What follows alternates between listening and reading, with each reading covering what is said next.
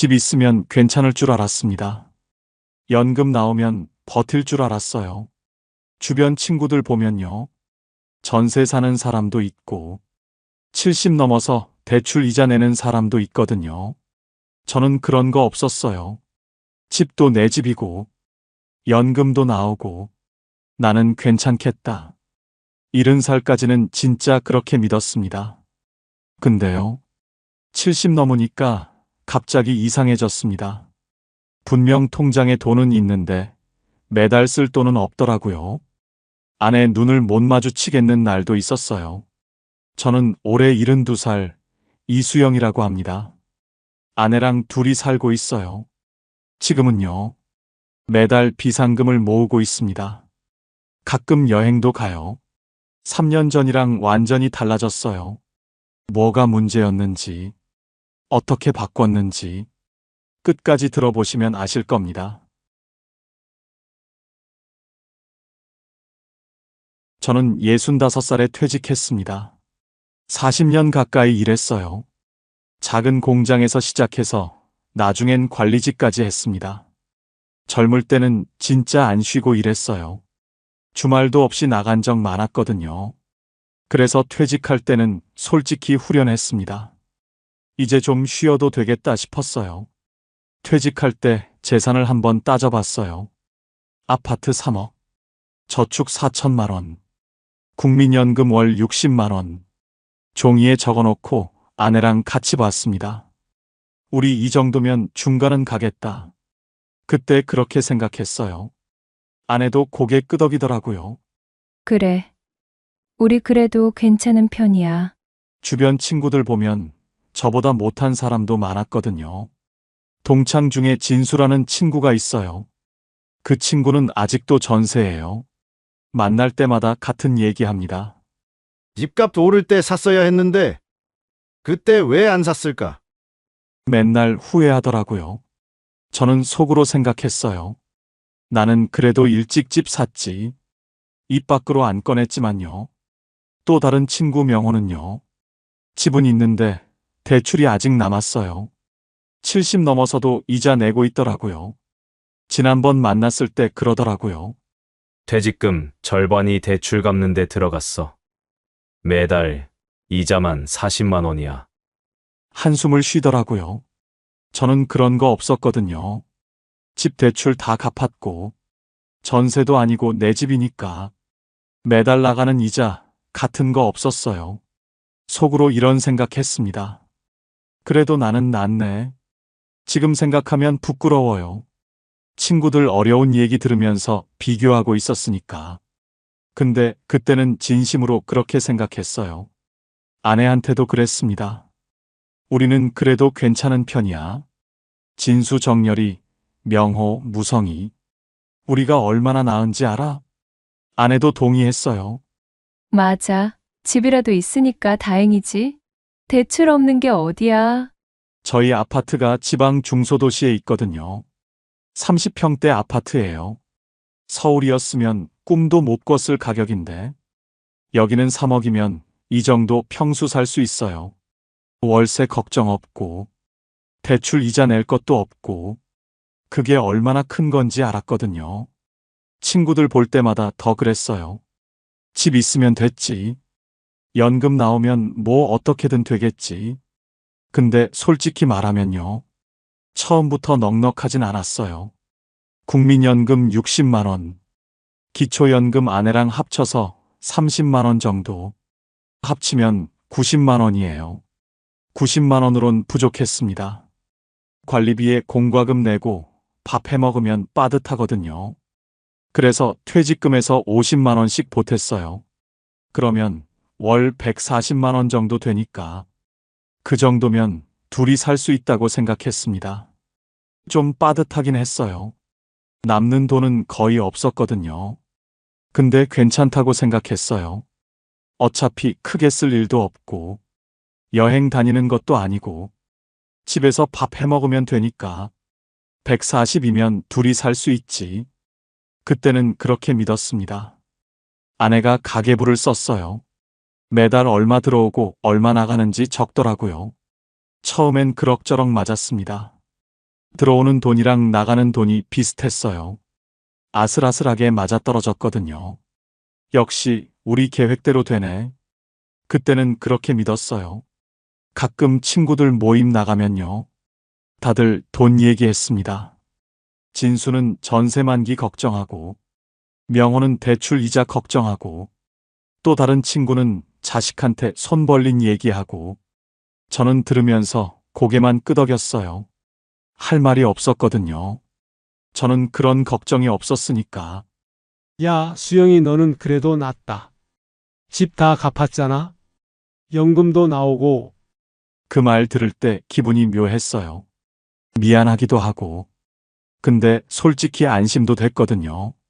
그래, 나는 괜찮아. 70살 될 때까지 그렇게 믿었습니다. 근데요, 그게 착각이었어요.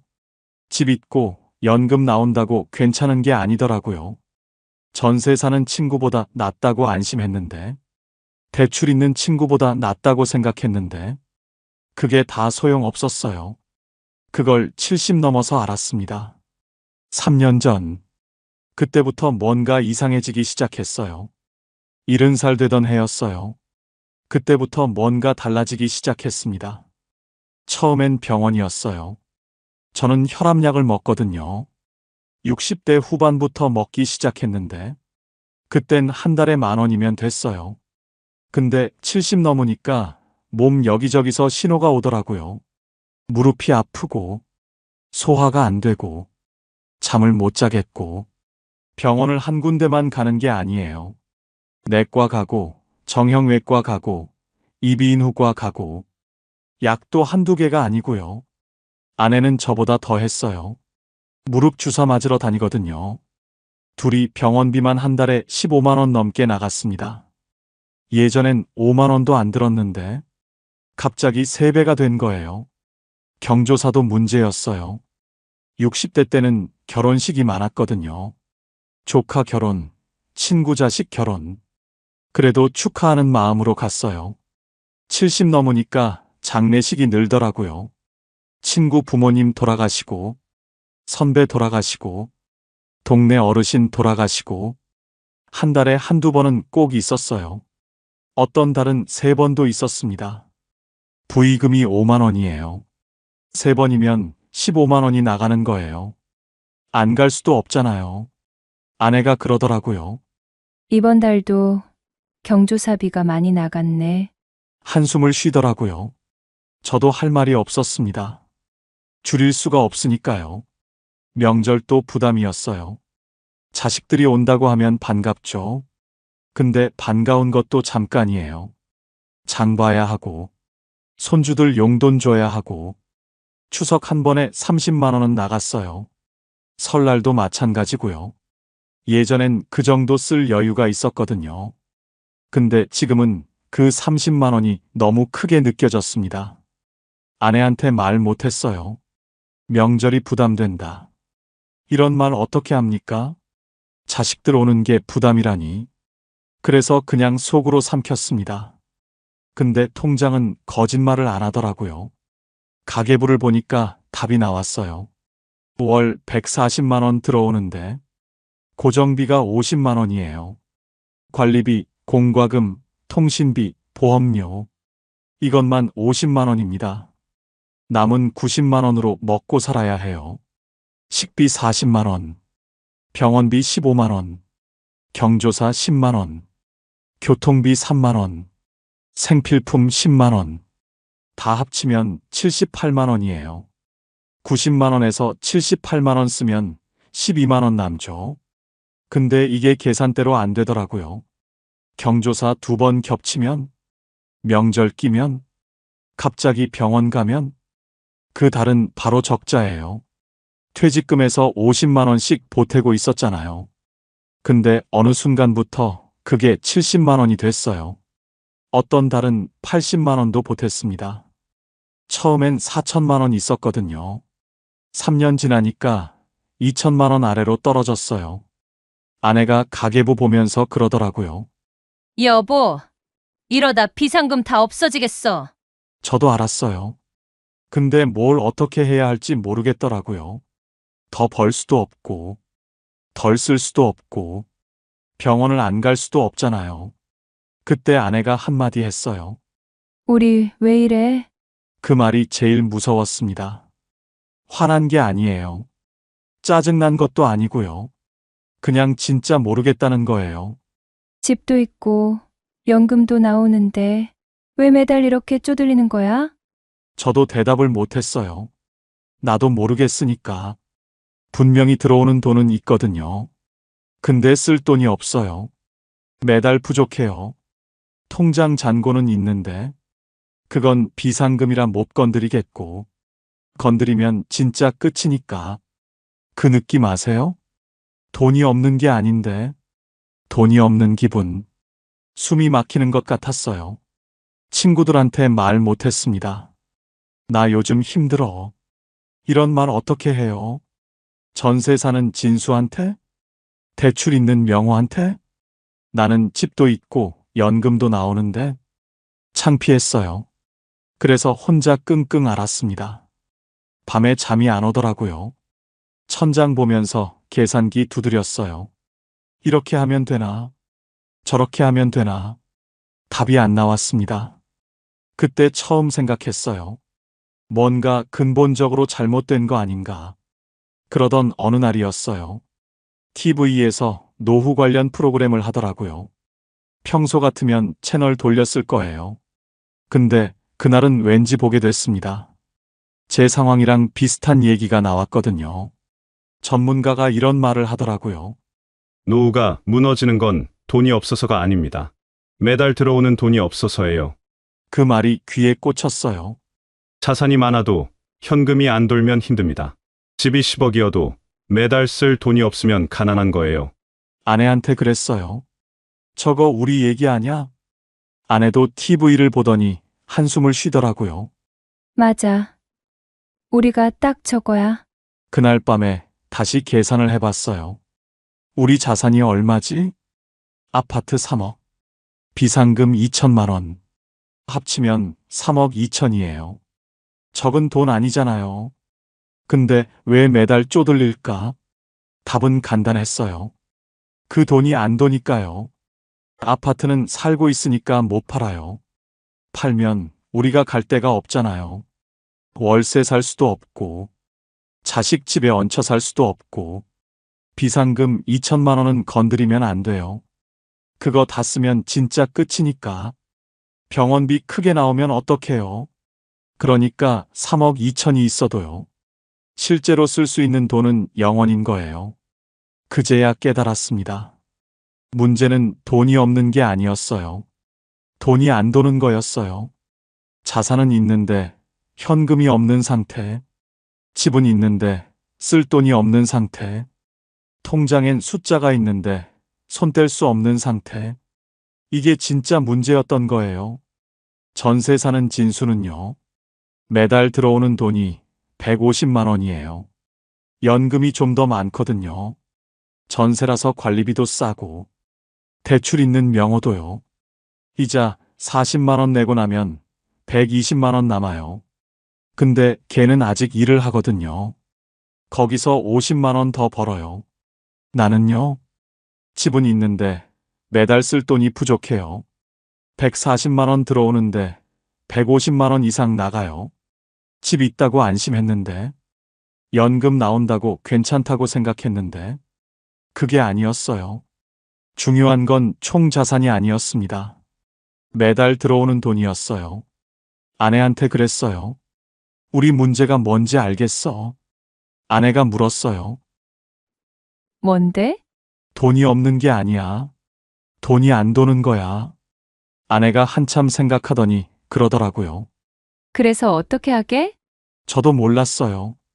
문제는 알겠는데 해결책은 모르겠더라고요. 집을 팔까? 팔면 현금은 생기죠. 3억이 통장에 들어오니까. 근데 그러면 우리는 어디서 살아요? 월세 40만 원짜리 작은 집 가서 살아요? 그것도 언제까지요? 3억 들고 월세 살면요. 한 달에 생활비 포함 150만 원씩 쓴다 치면 1년에 1,800만 원이에요. 3억이면 16년 정도 버티는 거예요. 근데 중간에 병원비 크게 나오면, 물가 오르면 16년도 못 버텨요. 그리고 86살 넘으면 어떡해요?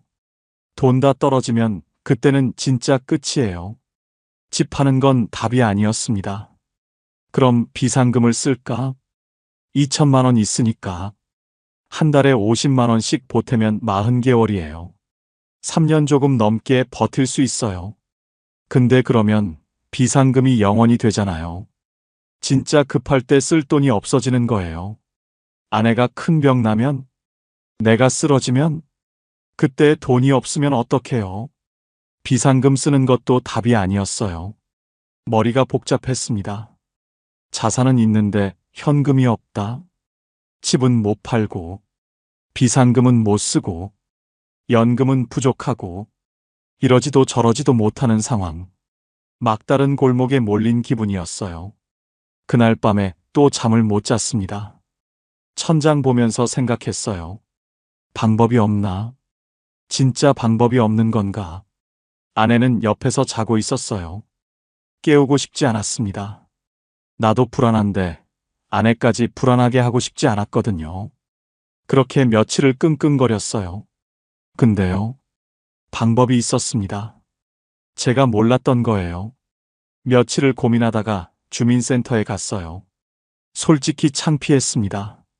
70 넘은 사람이 가서 돈이 부족해요 하는 게 자존심 상하더라고요. 근데 혼자 끙끙거려봤자 답이 안 나오잖아요. 그래서 용기 내서 갔습니다. 복지 담당자한테 솔직하게 말했어요. 연금 받고 있는데 매달 부족합니다. 뭔가 방법이 없을까요? 담당자가 젊은 분이었어요. 30대 초반쯤 돼 보이더라고요. 제 얘기를 듣더니 이것저것 물어봤어요. 집이 있냐? 연금 얼마 받냐? 다른 소득 있냐? 다 대답했더니 컴퓨터를 한참 보더라고요. 그러더니 이런 말을 하는 거예요. 어르신, 주택연금이라고 아세요? 처음 듣는 말이었어요. 주택연금이요? 그게 뭔데요? 담당자가 설명해 줬어요. 집을 담보로 맡기면 매달 연금이 나와요. 집에서 계속 사시면서요. 저는 바로 고개를 저었어요. 그거 집 뺏기는 거 아니에요? 나중에 은행에서 집 가져가는 거 아니고요? 담당자가 웃으면서 그러더라고요. 아니에요. 돌아가실 때까지 계속 사시는 거예요. 집 팔고 나가는 거 아니에요. 그래도 믿기지 않았어요. 세상에 그렇게 좋은 게 어딨어요. 뭔가 함정이 있을 것 같았거든요. 집에 와서 아내한테 얘기했어요. 주택연금이라는 게 있대. 집 담보로 맡기면 매달 돈 나온대. 아내도 고개를 갸웃거리더라고요. 그게 진짜야? 사기 아냐? 저도 같은 생각이었어요. 그래서 인터넷으로 찾아봤습니다. 한국주택금융공사라는 데서 하는 거더라고요. 국가에서 보증하는 거예요. 사기가 아니었어요. 더 찾아보니까 이런 내용이 나왔어요. 부부 중 한 명이 55세 이상이면 신청할 수 있대요. 집값 12억 이하면 되고요. 우리 집은 3억이니까 해당되더라고요. 그러면 매달 얼마가 나오느냐? 70세 기준으로 3억짜리 집이면요. 한 달에 89만 원 정도 나온대요. 89만 원이요. 눈을 의심했습니다. 우리가 지금 연금으로 받는 게 90만 원이거든요. 그거랑 거의 비슷한 돈이 매달 더 들어온다고요? 아내한테 보여줬어요. 이거 봐. 89만 원이래. 아내도 놀라더라고요. 진짜? 매달? 매달. 근데 걱정이 됐어요. 이거 나중에 집값보다 더 많이 받으면 어떡해? 우리가 오래 살면 은행이 손해잖아. 그러면 나중에 더 내라고 하는 거 아냐? 그게 제일 무서웠거든요. 받을 만큼 받고 나서 더 내라고 하면. 그때는 어떡해요? 다시 찾아봤어요. 그랬더니 이런 내용이 있더라고요. 연금 수령액이 집값을 초과해도 추가 청구 없음. 이게 무슨 말이냐면요. 우리가 오래 살아서 집값보다 더 많이 받아도 그 차액을 갚으라고 안 한대요. 반대로 집값이 남으면요. 그건 자식한테 상속된대요. 아내가 그러더라고요. 세상에 이런 게 있었어? 왜 우리는 몰랐을까? 저도 같은 생각이었어요. 진작 알았으면 좋았을 텐데. 몰라서 3년을 끙끙거렸던 거예요. 담당자가 하나 더 알려줬어요. 노인 일자리 사업인데 하루 3시간씩 경로당 봉사, 청소 등 공익 활동을 하는 거라고요. 한 달이면 30만 원 정도 된다고 했어요. 30만 원이요. 크진 않지만 적은 돈도 아니잖아요. 그날 계산을 해봤어요. 지금 연금 90만 원, 주택연금 신청하면 89만 원, 노인 일자리 하면 30만 원, 합치면 209만 원이에요. 140만 원 받던 사람이 209만 원 받을 수 있다고요? 거의 70만 원이 더 생기는 거예요. 매달요. 그날 처음으로 희망이 보였어요. 막혀있던 게 뚫리는 느낌이었습니다. 근데요, 바로 신청할 수 있는 게 아니었어요. 아내가 그러더라고요. 잠깐. 이거 집 담보로 하는 거잖아.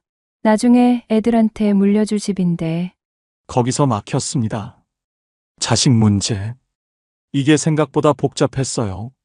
주택연금 신청하려면요.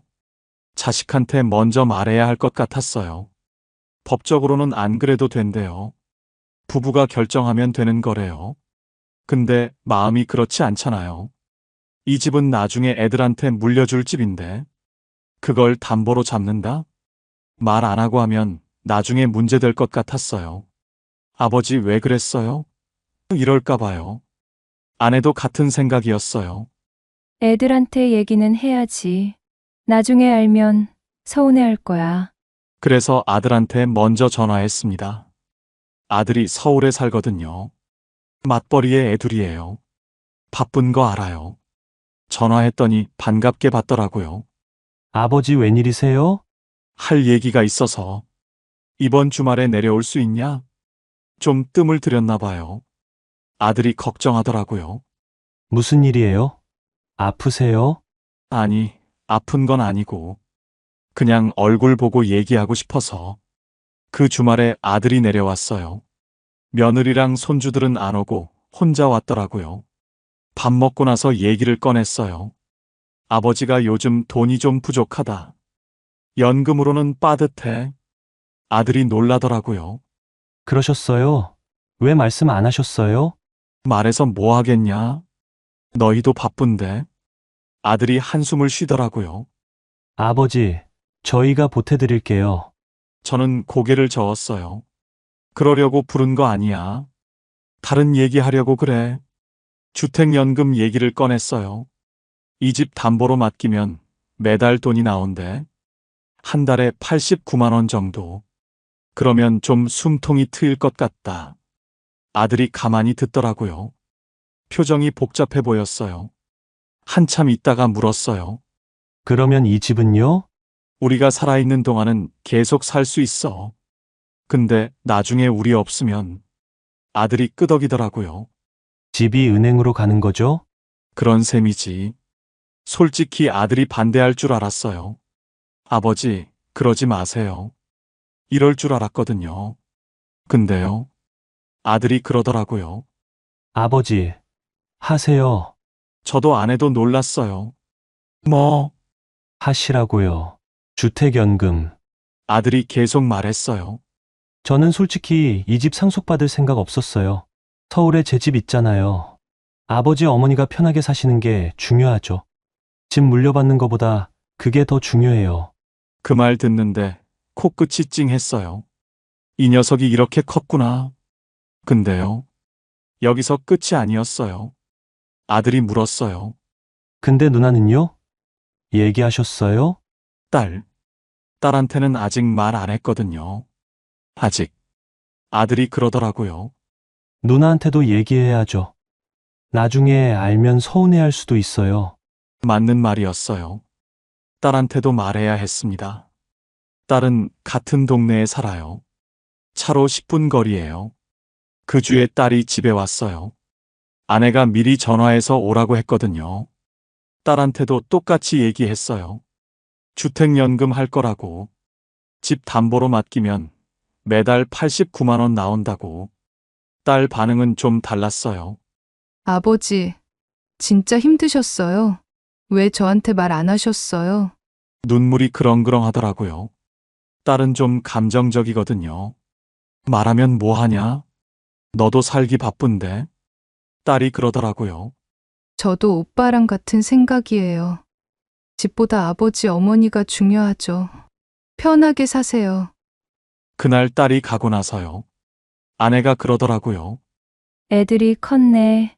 우리가 걱정한 게 부끄럽다. 저도 같은 생각이었어요. 자식들이 반대할까봐 겁났거든요. 근데 아니었어요. 오히려 우리보다 더 담담하게 받아들이더라고요. 그제야 마음이 놓였어요. 이제 진짜 신청해도 되겠다. 근데요. 주택연금만으론 부족했어요. 89만 원 더 들어오면 좋죠.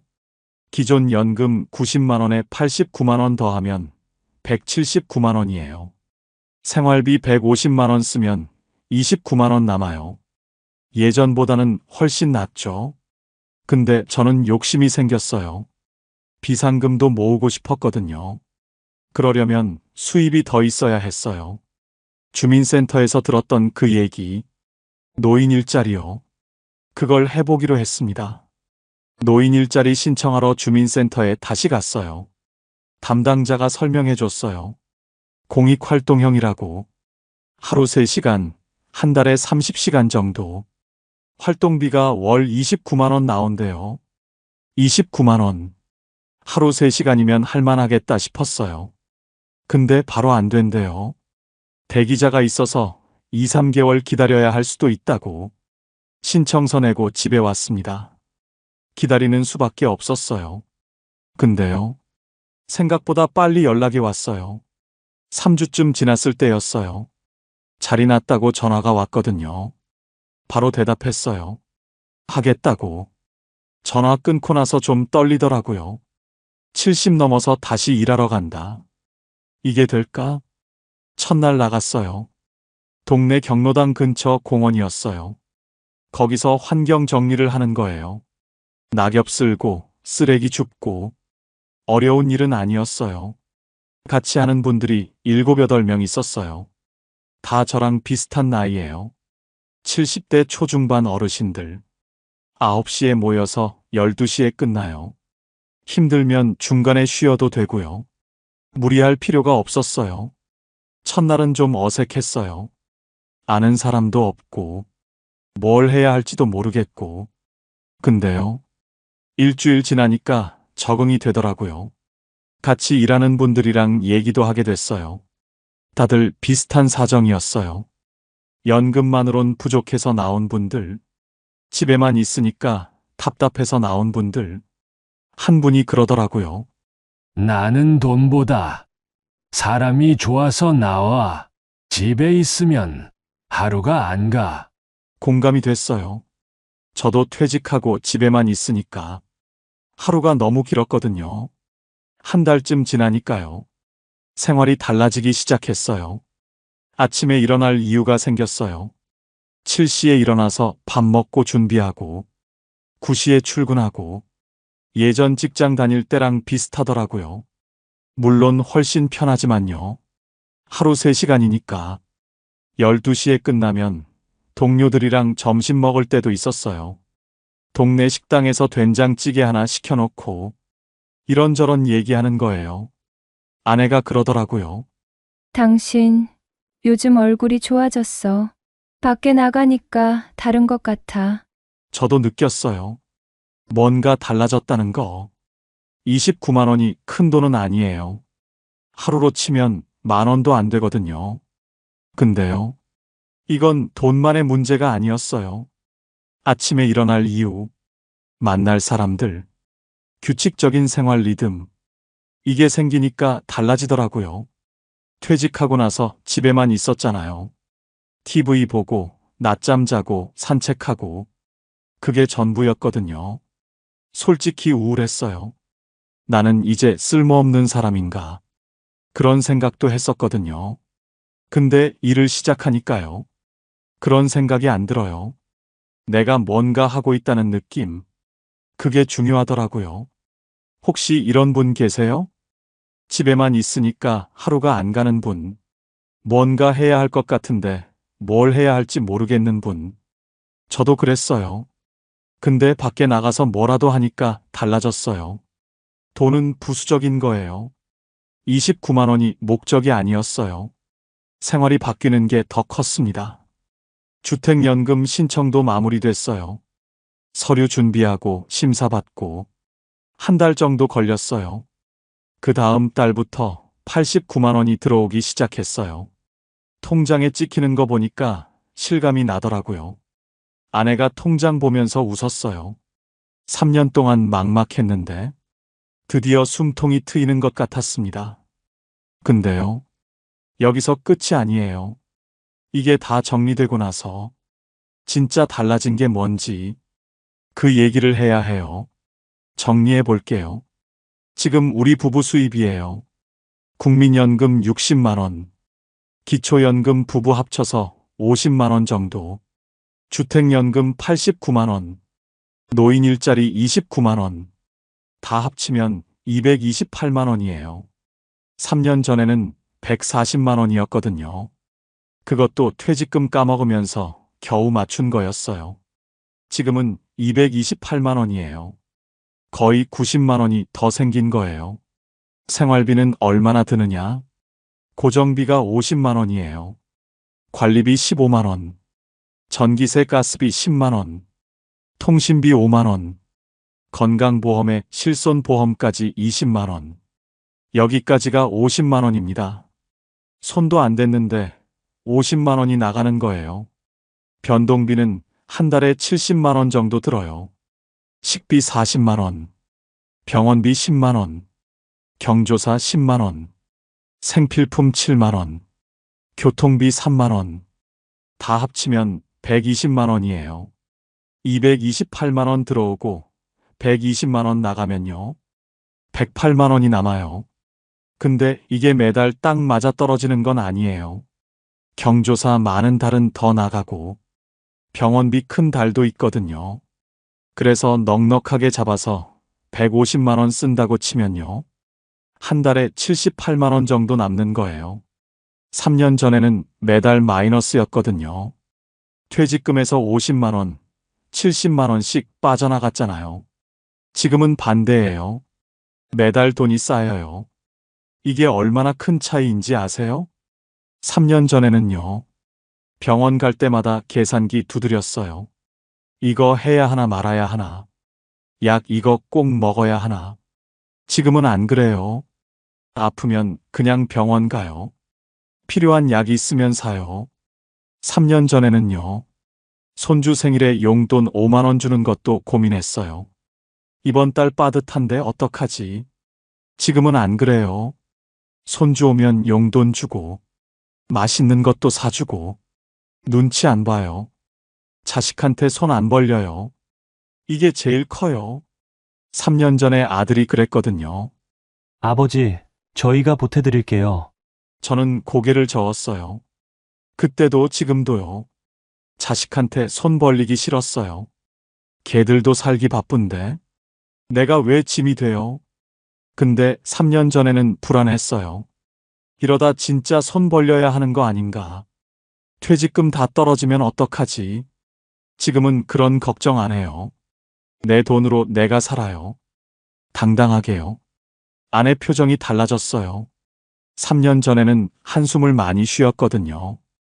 가계부 볼 때마다, 통장 볼 때마다, 요즘은 한숨 안 쉬어요. 오히려 웃을 때가 많아졌어요. 얼마 전에 아내가 그러더라고요. 우리 이번 달은 좀 남겠다. 그 말이 얼마나 좋은지 몰라요. 예전엔 이번 달도 빠듯한 애였거든요. 부자 됐냐고요? 아니요. 전혀요. 228만 원이 큰 돈은 아니에요. 여행 자주 다니고 그런 거 못해요. 비싼 거 사고 그런 것도 못하고요. 근데요. 불안하지 않아요. 그게 제일 중요해요. 3년 전에는 매일 불안했거든요. 이러다 어떡하지? 돈 다 떨어지면 어떡하지? 자식한테 손 벌려야 하나? 그 생각에 잠을 못 잤어요. 밤마다 천장 보면서 끙끙거렸거든요. 지금은 그런 거 없어요. 잠 잘 와요.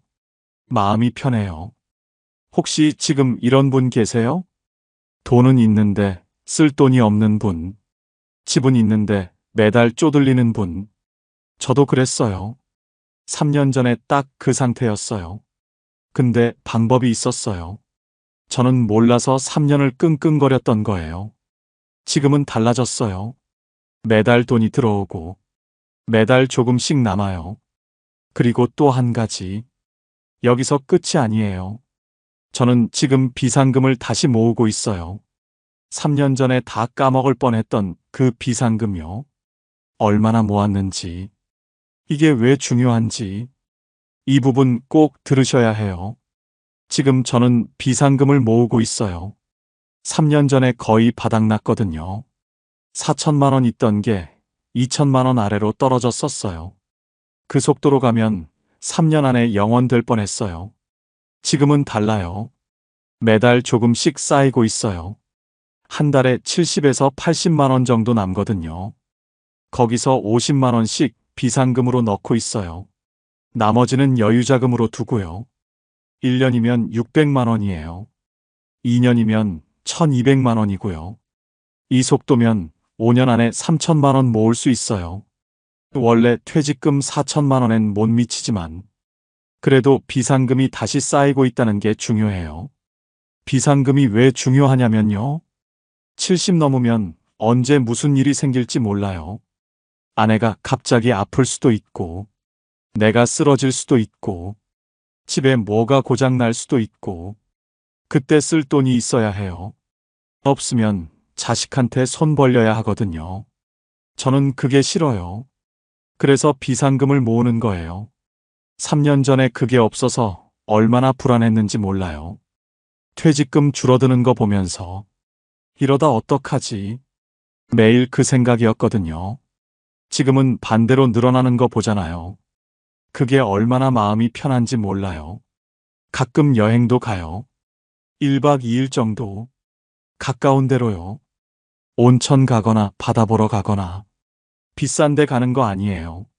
숙소도 저렴한 데 잡고, 밥도 그냥 동네 식당에서 먹고. 그래도 좋아요. 아내랑 둘이 나가서 바람 쐬는 거. 그게 행복이더라고요. 3년 전에는 상상도 못했어요. 여행은 무슨, 그 돈 아껴야지. 그 생각밖에 없었거든요. 지금은 가끔 가요. 2달에 한 번 정도. 그 정도 여유는 생겼어요. 손주한테 용돈도 줘요. 생일 때 10만 원 주고, 명절 때 5만 원 주고, 가끔 과자 사주고. 큰 돈은 아니에요.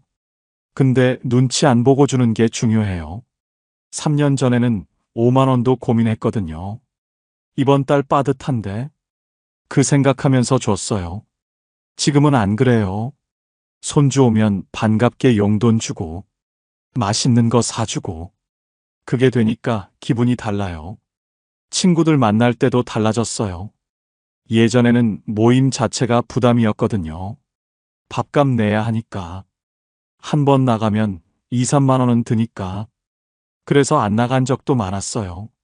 핑계 대고, 바쁘다고 하고. 지금은 나가요. 한 달에 2, 3번 정도. 친구들 만나서 밥 먹고 차 마시고. 그게 얼마나 좋은지 몰라요. 사람 만나는 게요. 퇴직하고 제일 외로웠던 게 그거거든요. 만날 사람이 없다는 거. 갈 데가 없다는 거. 지금은 일자리에서 만나는 분들도 있고, 친구들 모임도 나가고, 사람이 많아졌어요. 저는 부자가 아니에요. 월 228만 원 버는 사람이에요. 150만 원 쓰고 70에서 80만 원 남기는 사람이에요. 근데요, 자식한테 손 안 벌려요. 병원 갈 때 계산기 안 두드려요. 손주한테 용돈 줄 때 눈치 안 봐요. 가끔 여행도 가요. 친구들도 만나요. 그리고 비상금이 다시 쌓이고 있어요. 매달요. 이게 부자는 아니어도 괜찮은 노후 아니에요? 제가 드리고 싶은 말씀은요. 노후가 무너지는 이유, 돈이 없어서가 아니에요. 집이 있어도, 연금이 나와도 매달 쓸 돈이 없으면 무너져요. 중요한 건 총 자산이 아니에요. 매달 들어오는 돈이에요. 저는 그걸 70 넘어서 깨달았어요. 3년을 끙끙거리고 나서요. 여러분은 저보다 빨리 준비하세요. 미리 알면 미리 대비할 수 있으니까요. 오늘 영상 도움이 되셨을까요? 구독하시면 다음 이야기도 받아보실 수 있어요. 노후 준비, 연금, 생활비. 현실적인 이야기 계속 들려드릴게요. 봄날 이야기였습니다. 감사합니다. 월세 10만 원. 그 말을 듣고 눈이 번쩍 뜨였습니다. 이제 나도 행복할 수 있겠다. 따뜻한 방, 안전한 환경, 좋은 이웃들. 복지주택에 들어가면 모든 게 해결될 줄 알았습니다. 그래서 바로 신청했고 석 달 전 이사했습니다. 그런데 살아보니 알았습니다. 현실은 제가 생각했던 것과 달랐습니다. 완전히 나쁜 건 아니에요. 하지만 완전히 좋지도 않았습니다. 오늘은 그 진짜 이야기를 해보려 합니다. 복지주택을 고민하시는 분이라면 꼭 들어야 할 이야기입니다. 경기도 시흥 정왕 25년 된 오래된 빌라 1층이 제가 살던 집이었습니다. 처음엔 괜찮았습니다. 작지만 햇살도 들고 지하철역까지 걸어서 20분이면 됐거든요. 하지만 세월이 흐르니 모든 게 달라졌습니다. 벽지는 색이 바래고 장판은 군데군데 찢어졌습니다. 겨울이면 창문 틈으로 바람이 들어와 커튼이 살짝 흔들렸죠. 그때마다 손으로 창문을 꾹 눌러보며 혼잣말했습니다. 이번 겨울만 잘 버티면 괜찮겠지. 보증금 1,000만 원에 월세 30만 원. 관리비와 전기세, 가스비까지 합치면 한 달에 45만 원은 꼭 나갔습니다. 국민연금 70만 원, 기초연금 30만 원. 한 달 수입은 100만 원 남짓이었습니다. 들어오는 돈의 절반이 그냥 지나가 버렸습니다. 재봉일도 이제는 손님이 거의 없었습니다. 정숙 언니, 요즘은 다 인터넷으로 옷 맞춰요. 그 말이 괜히 서운했습니다. 그날 밤 다려놓은 1,000조각을 접으며 한참을 멍하니 있었습니다. 라디오에서는 낮게 트로트가 흘러나왔고 기계 위엔 먼지가 얹혔습니다. 익숙한 노래였지만 그날따라 참 쓸쓸했습니다. 이 나이에 이 돈 내면서 사는 게 맞을까? 문득 그런 생각이 들었습니다. 이제 72. 딸은 직장에 바쁘고 손주들은 방학에도 오지 않습니다. 혼자 살다 보니 밥하는 일도 귀찮아졌습니다. 냉장고 문을 열면 익은 김치 한 통, 두부 조각 하나. 그걸로 국을 끓이고 밥을 비벼 먹는 게 제 하루의 일상이었습니다. 밤마다 TV를 틀어놓고 앉아있으면 웃음소리와 박수소리 사이에 허전함이 섞여 들렸습니다. 그게 제 삶의 소리였습니다. 며칠 뒤 동네 복지관에 점심을 먹으러 갔습니다. 밥을 다 먹고 나서 설거지를 기다리는데 옆자리에 앉은 분이 이야기하셨습니다. 정숙 씨, 복지주택 신청해 봤어요? 요즘 그거 좋다던데. 복지주택이요? 응, 월세 10만 원이래요. 밥도 먹을 수 있고 엘리베이터도 있다네요. 그 말을 듣는 순간 귀가 쫑긋 섰습니다. 처음엔 믿기지 않았습니다. 10만 원이라니 그게 진짜 가능할까 싶었죠. 하지만 그날 집으로 돌아오는 길 내내 그 생각뿐이었습니다. 그런 곳이 정말 있다면 나도 조금은 살 수 있지 않을까? 그날 밤 잠이 쉽게 오지 않았습니다. 방 천장에 비친 가로등 빛이 살짝 흔들렸습니다. 그 빛을 보며 생각했습니다. 10만 원이면 나도 조금은 살 수 있지 않을까? 손끝이 살짝 떨렸지만 서류를 챙겨 LH 지사로 향했습니다. 지사 앞에는 나와 비슷한 사람들이 줄을 서 있었습니다. 기대와 걱정이 섞인 표정들. 직원이 말했습니다. 시흥 정황에도 몇 곳 있어요. 보증금 1,000만 원, 월세 10만 원 정도세요. 정말 그렇게 싸요? 네. 소득 기준만 맞으면 신청 가능하세요. 그 말에 얼굴이 붉어졌습니다. 부끄러움과 희망이 함께 밀려왔습니다. 돌아오는 버스 창문에 비친 내 얼굴이 왠지 낯설었습니다. 이제 나도 조금은 숨 쉴 수 있겠구나. 그렇게 생각하니 눈물이 고였습니다. 그날 밤 책상 위에 서류를 펼쳐놓고 한참을 봤습니다. 신청서 일부, 주민등록 등본 일부, 소득증명서 일부. 그 한 줄 한 줄이 새로운 시작처럼 보였습니다. 그동안 참 많이 버텨왔다는 생각이 들었습니다. 이젠 좀 쉬어도 되겠죠, 정숙 씨. 스스로에게 조용히 말했습니다. 창문을 닫으며 하늘을 올려다봤습니다. 이게 내 마지막 이사일 수도 있겠구나. 가슴이 묘하게 벅차올랐습니다. 며칠 뒤 동네 복지관을 찾았습니다. 점심을 먹고 나오는데 벽 한쪽 게시판에 붙은 안내문이 눈에 들어왔습니다. 고령자 복지주택 입주자 모집 안내, 시흥 정왕지역. 손이 저절로 멈췄습니다. 노란 종이 위에 적힌 글씨가 유난히 선명했습니다. 보증금 1,000만 원, 월세 10만 원. 신청 대상은 만 65세 이상 무주택자, 우선순위는 저소득층, 독거 어르신. 그 문장을 천천히 읽으며 가슴이 두근거렸습니다. 직원에게 물었습니다. 이거 직접 가볼 수도 있을까요? 직원은 환하게 웃으며 말했습니다. 이번 주에 시흥 LH 지사에서 견학버스 나간대요. 입주 희망자들 대상으로요. 그 말을 듣자마자 신청서에 이름을 적었습니다. 볼펜 끝이 살짝 떨렸습니다. 견학날 아침부터 마음이 분주했습니다. 전날 밤엔 괜히 설레서 잠이 잘 오지 않았습니다. 깨끗한 블라우스를 꺼내 다리고 머리도 단정히 빗었습니다. 거울 앞에 서서 작은 미소를 지었습니다. 이 나이에 이사를 준비한다니 참 이상한 기분이네. 복지관 앞에 모인 사람들은 10명 남짓이었습니다. 나처럼 혼자 사는 분들이 대부분이었습니다. 버스 안은 조용했지만 모두의 눈빛은 기대감으로 반짝였습니다. 버스가 출발하자 창밖 풍경이 천천히 스쳐 지나갔습니다. 가로수, 오래된 상가, 그리고 익숙한 시장 골목.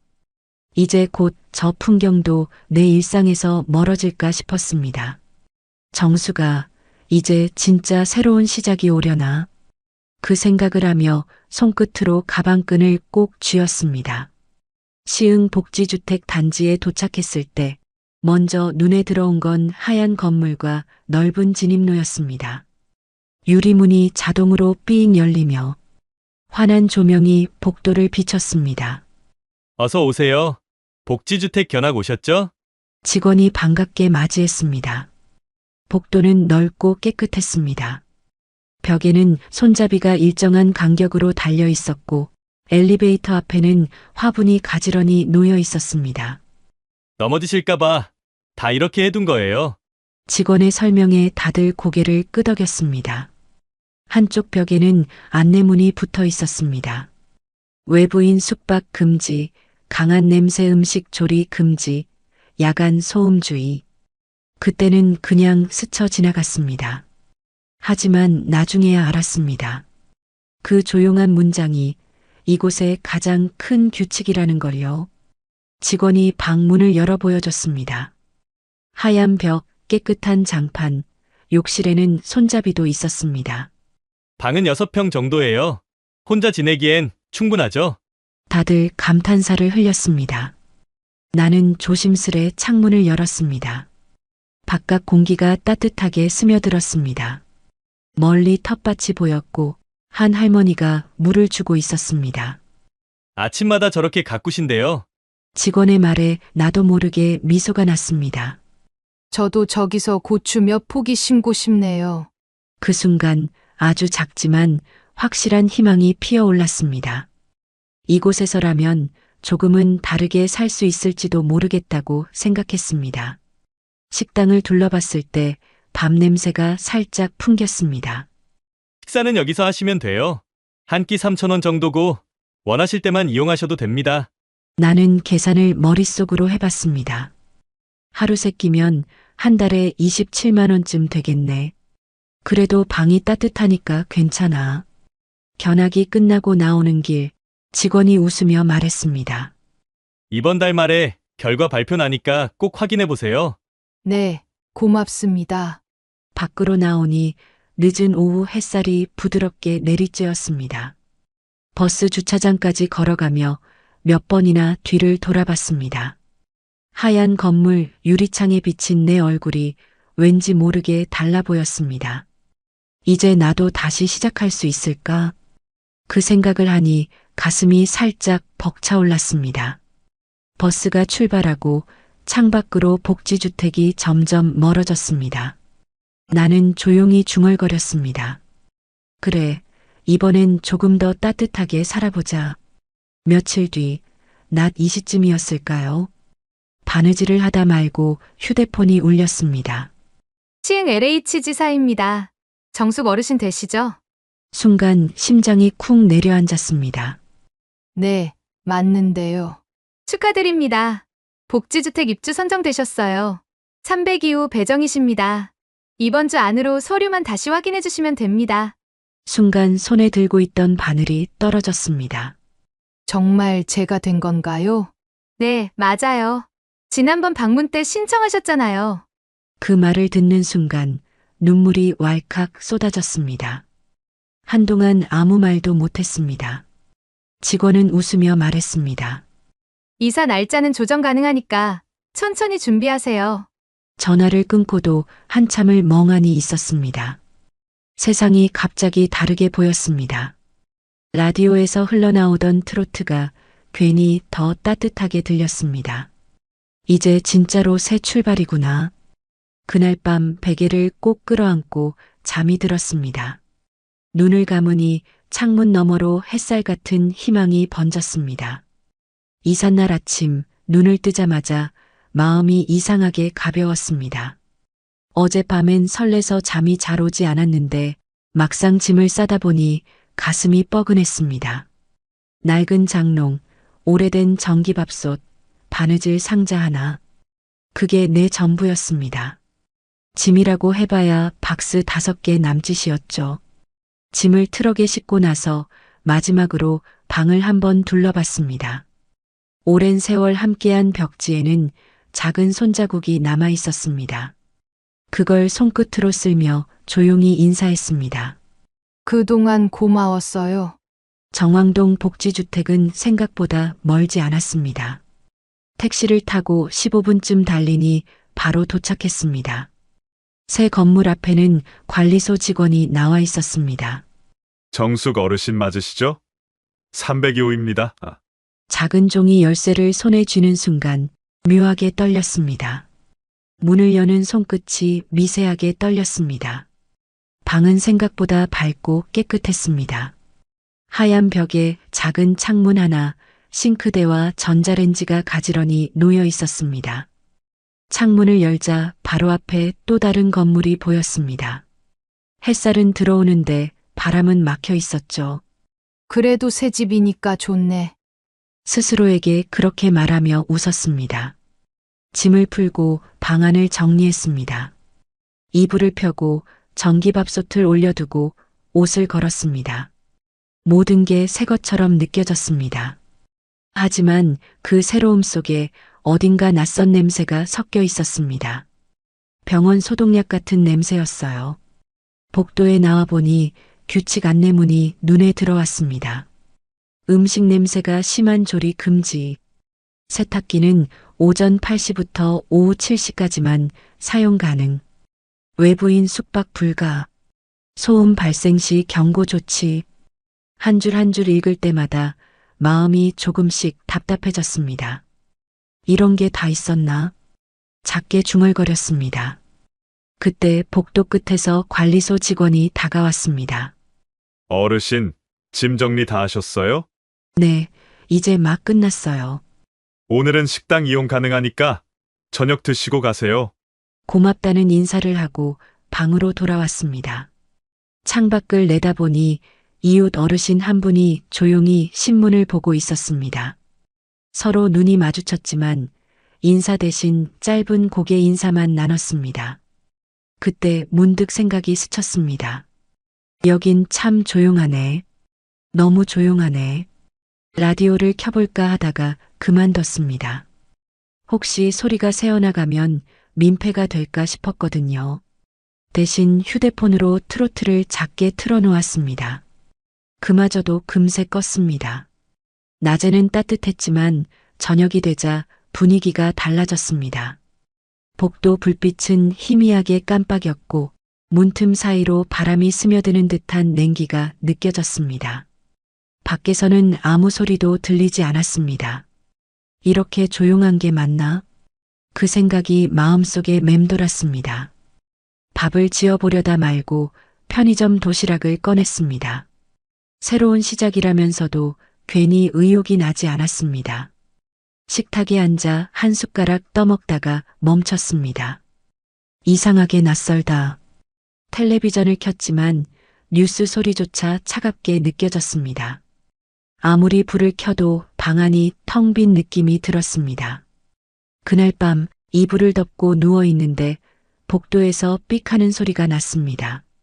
어디선가 문이 닫히는 소리도 희미하게 들렸습니다. 그 소리들이 너무 또렷하게 들렸습니다. 그래, 처음이니까 그렇겠지. 스스로를 달래며 눈을 감았습니다. 하지만 그날은 이상하게 잠이 쉽게 오지 않았습니다. 눈을 뜨니 천장 불빛이 희미하게 깜빡거렸습니다. 낯선 집의 냄새, 낯선 소리, 낯선 공기, 모든 게 나를 바라보는 것 같았습니다. 그때 처음 느꼈습니다. 행복할 줄 알았는데 뭔가 조금 다르다. 이사 온 지 이틀째 되는 날, 처음으로 복지주택 식당에 내려갔습니다. 엘리베이터 앞에는 안내문이 붙어 있었습니다. 식당 이용 시간 오전 7시 반부터 9시 반까지. 문이 열리자 따뜻한 밤 냄새가 스며들었습니다. 그 냄새가 참 오랜만이었습니다. 식당 안은 조용했습니다. 하얀 벽, 스테인리스 식판, 그리고 벽에 붙은 오늘의 식단표, 쌀밥, 된장국, 계란말이, 무생채. 보기만 해도 마음이 편해졌습니다. 식권을 받으며 직원에게 물었습니다. 한 끼 얼마인가요? 직원이 웃으며 말했습니다. 한 끼 3,000원이에요. 한 달 정액으로 하시면 25만 원이에요. 그 말을 듣고 손가락이 잠시 멈췄습니다. 3,000원이면 싸다고 생각했지만 한 달로 계산하니 금세 큰 돈이었습니다. 국민연금 70만 원, 기초연금 30만 원, 한 달 수입은 100만 원 남짓, 월세 10만 원, 관리비와 전기세, 수도세를 합치면 약 7만 원, 식사비 25만 원을 더하면 벌써 절반이 넘습니다. 이 정도면 낫겠지 싶으면서도 한숨이 절로 나왔습니다. 그래도 밥 한 숟가락 뜨는 순간 입안으로 퍼지는 따뜻한 국물 맛에 그 모든 계산이 잠시 잊혔습니다. 그래, 이 정도면 괜찮지. 혼잣말처럼 중얼거렸습니다. 옆자리에 순자 씨가 말을 걸었습니다. 처음 오셨어요? 네, 어제 이사했어요. 전 2달 됐어요. 혼자 있는 것보단 낫지만 살다 보면 또 다른 걱정이 생겨요. 그 말의 의미가 그땐 아직 잘 와닿지 않았습니다. 식사를 마치고 돌아오는 길, 복도 벽에 새로 붙은 안내문이 눈에 들어왔습니다. 다음 달부터 공공요금 일부 조정 예정. 작은 종이 한 장이었지만 그 글씨가 유난히 선명하게 보였습니다. 방으로 돌아오자 햇살이 이미 사라졌습니다. 창밖은 고요했고 복도 불빛만 희미하게 번졌습니다. 전기난로를 켜려다 말고 요금이 떠올랐습니다. 이번 달은 조금만 아껴야겠다. 대신 무릎 담요를 덮었습니다. 손끝이 시려왔지만 스스로를 달랬습니다. 그래도 예전 집보다 덜 춥잖아. 식탁 위에는 계산기가 놓여 있었습니다. 손가락으로 숫자를 눌러봤습니다. 10만원, 7만원, 25만원, 그리고 약값 3만원. 버튼을 누를 때마다 합계가 올라갔습니다. 93만원. 숫자 하나가 찍힐 때마다 가슴이 묘하게 무거워졌습니다. 남는 돈이 거의 없네. 그 생각이 머릿속을 떠나지 않았습니다. 그날 밤 식당 문이 닫히는 소리가 멀리서 들렸습니다. 복도는 다시 고요해졌고 이웃 방에서는 TV 소리 하나 들리지 않았습니다. 컵라면을 꺼내려다 냄새 음식 금지 문구가 떠올랐습니다. 결국 뜨거운 물만 부어 조용히 먹었습니다. 김이 올라오는 그 순간조차 괜히 미안한 마음이 들었습니다. 방 안은 따뜻했지만 마음은 이상하게 차가웠습니다. 행복하다고 생각했는데 왜 이렇게 허전하지? 그 생각을 품은 채 계산기를 덮으며 눈을 감았습니다. 숫자는 꺼졌는데 그 소리만큼은 머릿속에 계속 남아 있었습니다. 며칠이 지나자 복지주택 생활이 조금씩 익숙해졌습니다. 아침이면 식당에서 밥을 먹고 점심엔 빨래를 널고 저녁엔 TV를 틀어놓고 시간을 보냈습니다. 처음엔 조용한 게 좋았습니다. 윗집 발소리도 없고 누가 찾아오지도 않았습니다. 온전히 나만의 공간이 생긴 것 같았죠. 하지만 며칠 지나니 그 고요가 낯설게 느껴졌습니다. 하루 종일 사람 목소리를 듣지 않는 날도 생겼습니다. 라디오를 틀어놓아도 금세 끄게 되더군요. 소리가 방 안에 울리면 오히려 외로움이 더 크게 다가왔습니다. 그나마 순자 씨가 있어 다행이었습니다. 같은 층에 사는 분이었는데 식당에서 자주 마주치며 인사를 나누게 됐습니다. 정숙 씨, 오후에 차 한잔 하실래요? 그 말이 어쩐지 따뜻했습니다. 우리는 복도 끝 작은 테이블에 앉아 커피 믹스를 나눠 마셨습니다. 순자 씨는 웃으면서 말했습니다. 여기 오면 좋은 점도 많아요. 난방 걱정 없고 밥도 나오고. 근데 마음이 좀 답답하죠. 나는 고개를 끄덕였습니다. 그래도 예전보다 덜 춥잖아요. 그것만으로도 감사하죠. 그때는 정말 그렇게 생각했습니다. 그런데 그 말의 의미를 곧 알게 되었습니다. 주말이 되자 딸이 아이를 데리고 찾아왔습니다. 손주가 내 품으로 뛰어들며 외쳤습니다. 할머니, 우리 놀자. 그 한마디에 가슴이 따뜻해졌습니다. 집안이 갑자기 환해졌습니다. 딸은 도시락을 펼치고 손주는 바닥에 앉아 장난감을 꺼냈습니다. 그 순간만큼은 이곳이 너무나 평범하고 행복한 집 같았습니다. 그런데 복도에서 발소리가 들리더니 잠시 후 초인종이 울렸습니다. 문을 열자 관리소 직원이 서 있었습니다. 어르신, 외부인 숙박은 안 되는 거 아시죠? 오늘만 있다 갈 거예요. 하루라도 숙박은 안 됩니다. 9시 전에는 나가셔야 해요. 순간 공기가 식었습니다. 딸이 난처한 얼굴로 나를 바라봤습니다. 엄마, 그럼 우리 그냥 갈게요. 그래, 늦기 전에 가야지. 억지로 웃었지만 목소리가 떨렸습니다. 손주는 미처 다 먹지 못한 김밥을 도시락통에 담았습니다. 할머니, 다음에 또 올게요. 작은 손이 내 손을 꼭 잡았다가 금세 놓였습니다. 문이 닫히자 방 안은 금세 고요해졌습니다. 식탁 위엔 덜 먹은 반찬이 그대로 남아 있었습니다. 라디오를 켰지만 음악이 귀에 들어오지 않았습니다. 소리가 방 안에서 메아리처럼 울렸습니다. 그때 복도에서 순자 씨가 지나가다 물었습니다. 가족 다녀가셨어요? 응. 잠깐 왔다 갔어요. 나도 그랬어요. 딸이 왔는데 방에는 못 들어오고 차 안에서 얘기만 하다 갔어요. 그 말을 듣는 순간 마음 한쪽이 서늘해졌습니다.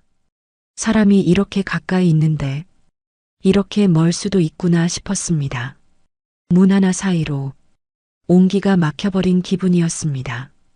창문을 열자 바람이 살짝 스며들었습니다. 멀리서 아이들이 뛰노는 소리가 들렸습니다. 그 웃음소리가 이상하게 멀게 느껴졌습니다. 이불을 덮으며 생각했습니다. 나는 따뜻한 방이 필요했는데 이젠 마음이 더 추워진 것 같네. 손끝이 시려워 담요를 더 당겨 덮었습니다. 불은 켜져 있었지만 방 안이 유난히 어두워 보였습니다. 눈을 감아도 손주의 얼굴이 자꾸 떠올랐습니다. 그리고 그 작고 따뜻한 손이 내 손에서 떨어지던 그 순간이 자꾸 생각났습니다. 그날 밤 방 안은 유난히 조용했습니다.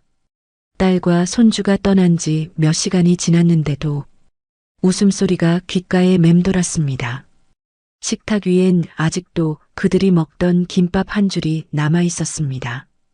포장 비닐이 반쯤 벗겨진 채로 식지 않은 듯한 온기가 남아 있더군요. 그걸 치우려다 잠시 멈췄습니다. 괜히 그 온기마저 사라질까 봐서요.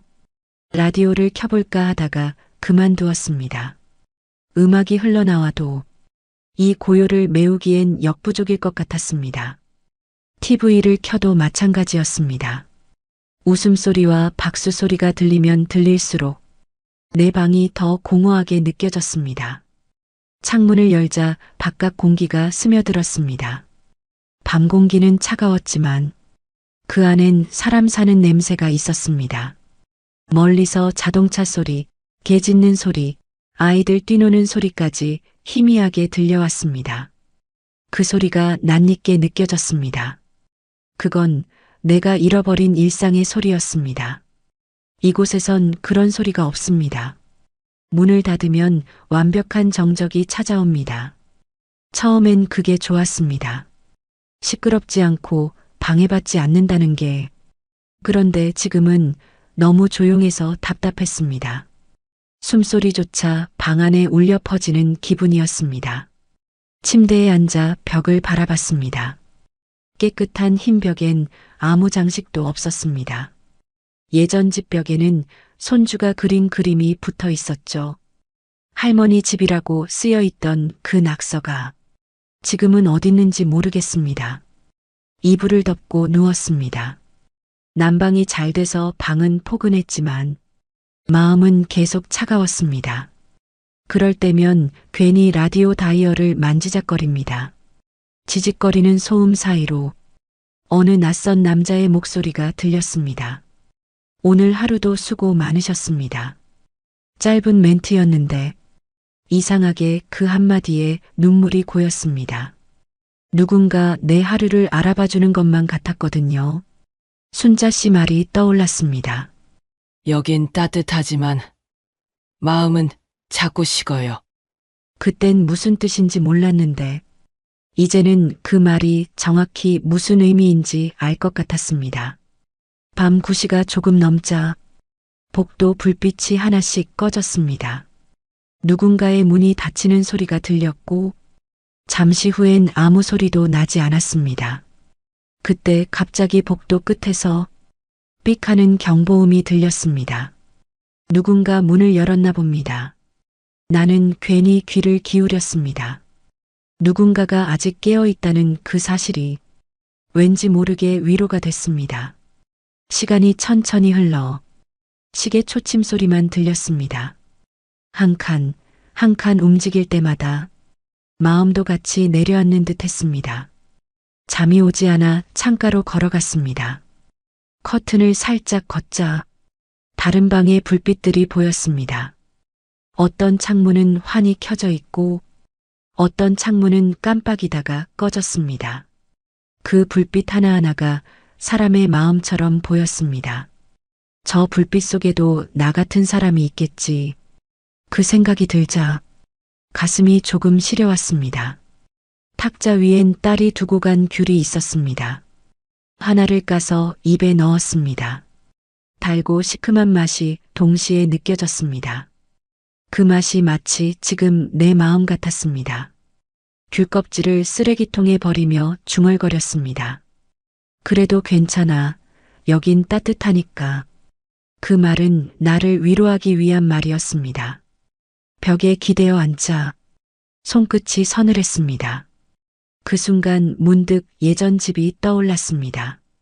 난방도 잘 안 됐고 겨울엔 유리창에 성에가 끼었죠. 하지만 이웃집 문 두드리면 김치도 얻어먹고 소주 한 잔 나누던 날도 있었습니다. 그때는 가난했지만 외롭지는 않았습니다. 지금은 반대였습니다. 모든 게 갖춰져 있지만 사람 냄새가 없습니다. 나는 그저 따뜻한 방 안에서 혼자 추위를 느끼고 있었습니다. 불을 끄고 이불 속으로 들어갔습니다. 눈을 감으면 손주의 얼굴이 떠올랐습니다. 내 손을 꼭 잡았다가 놓아버리던 그 순간이 자꾸 생각났습니다. 그래도 이전보단 덜 춥다. 그걸로 됐지, 정수가. 스스로를 다독이며 눈을 감았습니다. 그렇게 또 하루가 조용히 지나가고 있었습니다. 다음 날 아침 알람 소리 대신 창문으로 들어오는 햇살에 눈을 떴습니다. 밤새 비가 내렸는지 공기가 맑았습니다. 어제의 그 정막이 조금은 옅어진 것 같았습니다. 세수를 하고 복지관 식당으로 내려가니 이미 몇몇 어르신들이 아침을 드시고 계셨습니다. 식당 한쪽에서는 직원들이 식판을 정리하고 있었고 그중 젊은 복지사 한 명이 나를 보며 다가왔습니다. 정숙 어르신, 어제 가족분이 다녀가셨죠? 네, 잠깐 왔다 갔어요. 좋으셨겠어요. 손주가 아주 귀엽더라고요. 그 말에 나도 모르게 미소가 번졌습니다. 그 애가 제일 큰 힘이에요. 한 번만 안아도 마음이 다 풀려요. 복지사는 따뜻하게 고개를 끄덕였습니다. 오늘 오후에 주민 프로그램 있어요. 차 한잔 나누면서 같이 이야기하는 시간인데 오실래요? 나는 잠시 망설였습니다. 괜히 낯설 텐데 싶었지만 그래도 사람들 얼굴을 한 번쯤은 보고 싶었습니다. 그럼 잠깐 가볼게요. 그 약속 하나 덕분에 이상하게 마음이 조금 가벼워졌습니다. 아침 식사를 마치고 방으로 돌아오는데 복도 끝에서 순자 씨가 손을 흔들었습니다. 정숙 씨, 오늘 오후에 모임 있대요. 같이 가요. 그래요. 우리 같이 가요. 그 한마디가 어쩐지 든든했습니다. 점심이 지나고 복지관 1층 작은 휴게실에 모임이 열렸습니다. 둥근 테이블 여러 개가 놓여 있었고 주민들이 삼삼오오 모여 앉아 있었습니다. 누군가는 뜨개질을 하고 누군가는 오래된 사진을 꺼내 보여주고 있었습니다. 복지사가 따뜻한 차를 한 잔 내밀었습니다. 여긴 다 비슷한 또래시니까 편하게 이야기 나누세요. 그 말에 사람들의 얼굴이 조금씩 풀렸습니다. 순자 씨가 내게 속삭였습니다. 정숙 씨, 여기 오길 잘했죠. 그러게요. 이런 시간이 있는 줄 몰랐어요. 우리는 그렇게 한참을 이야기했습니다. 누군가는 손주의 결혼 소식을, 누군가는 병원에서 있었던 해프닝을 말했죠. 서로의 이야기에 고개를 끄덕이고 웃었습니다. 그 웃음소리가 이 복지주택 건물 안에서 참 오랜만에 들리는 소리처럼 느껴졌습니다. 모임이 끝나고 돌아오는 길, 복도에는 커피 향이 은은하게 남아 있었습니다. 순자 씨가 내게 말했습니다. 가끔은 사람 사이의 말 한마디가 제일 큰 약이에요. 나는 고개를 끄덕이며 대답했습니다. 맞아요. 따뜻한 말 한마디면 하루가 덜 춥죠. 방으로 돌아와 창문을 열었습니다. 바람이 살짝 스며들었지만 오늘은 어제보다 덜 차갑게 느껴졌습니다. 탁자 위에 남겨둔 귤 2알이 보였습니다. 하나는 어제 먹고 남은 것이고 하나는 아직 껍질도 벗기지 않은 채였습니다. 나는 천천히 그 귤을 까서 입에 넣었습니다. 달콤한 맛이 혀끝에 퍼졌습니다. 그 맛이 이곳에서 처음 느껴보는 온기처럼 느껴졌습니다. 햇살이 창가로 기울고 있었습니다. 나는 창밖을 바라보며 조용히 중얼거렸습니다. 이제야 알겠어요. 따뜻한 집은 벽이 아니라 사람이 만드는 거군요. 그 순간 마음이 조금 따뜻해졌습니다. 어제의 적막이 완전히 사라진 건 아니었지만 그 사이로 작은 빛이 스며드는 걸 느꼈습니다. 나는 커튼을 반쯤 닫고 조용히 이불 위에 앉았습니다. 복지주택의 밤은 여전히 길겠지만 이제는 두렵지 않았습니다. 누군가가 옆방에서 문을 여닫는 소리가 들렸습니다. 그 소리가 오늘은 왠지 따뜻한 인사처럼 들렸습니다. 그로부터 몇 달이 흘렀습니다. 이제는 이 집의 소리들이 낯설지 않습니다. 아침이면 복도 끝에서 들려오는 휠체어 바퀴 소리, 엘리베이터 문이 열리는 띵 소리, 그리고 누군가의 낮은 기침 소리. 그 모든 게 이제는 내 하루의 일부가 되었습니다. 예전엔 그 소리들이 답답하게 느껴졌습니다. 하지만 지금은 오히려 그 소리들이 이곳에도 삶이 흐르고 있다는 신호처럼 들립니다. 나는 매일 오전이면 식당에 내려가 뜨끈한 국 한 그릇으로 하루를 시작합니다. 복지사 선생님은 늘 먼저 인사를 건넵니다. 정숙 어르신, 오늘은 얼굴이 더 밝으시네요. 그 말이 참 고맙습니다. 그저 인사 한마디일 뿐인데 그 속엔 진심이 느껴집니다. 밥을 먹고 방으로 돌아오면 햇살이 창문을 타고 들어옵니다. 그 빛이 바닥 위에 길게 드리워지고 그 위로 바느질하던 손이 천천히 움직입니다. 예전엔 바느질을 생계로 했지만 이젠 그저 마음을 다스리는 시간이 됐습니다. 바늘 끝이 천을 스치는 소리가 조용히 들립니다. 그 소리마저 이젠 좋습니다. 점심 무렵이 되면 순자 씨가 문을 두드립니다. 정숙 씨, 커피 한 잔 어때요? 우리는 복도 끝 작은 의자에 나란히 앉아 종이컵 커피를 나눠 마십니다. 여기 처음 올 땐 너무 답답했죠. 맞아요. 나도 그랬어요. 근데 이제는 이게 나쁘지만은 않아요. 순자 씨는 웃으며 말했습니다. 사람이 결국 익숙해지는 동물이래요. 좋은 것도 불편한 것도 다. 그 말에 나도 웃었습니다. 그래요. 결국은 익숙해지는 거죠. 커피향이 공기 속에 스며들었습니다. 햇살이 유리창을 통과해 우리의 손등 위로 떨어졌습니다.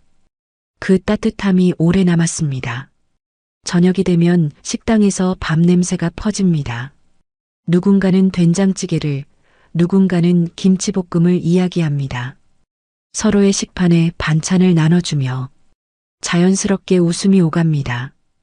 그 웃음소리가 이 건물의 차가운 벽 사이를 천천히 채워갑니다.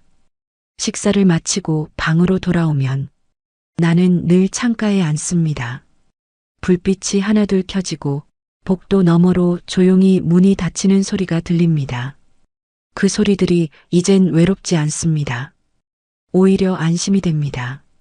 누군가가 함께 살아있다는 증거니까요. 문득 이런 생각이 들었습니다. 이곳은 천국도 감옥도 아니에요. 그냥 나 같은 사람이 조금은 편히 숨 쉴 수 있는 곳이에요. 이곳은 불편함과 편안함이 함께 있는 공간입니다. 돈이 더 들기도 하고 규칙도 많지만 그 안에서 얻는 건 안정이었습니다. 밖에서 보던 복지주택은 그저 싼 집이라 생각했지만 이 안에서 살아보니 사람이 모여 서로의 이름을 불러주는 작은 마을이었습니다.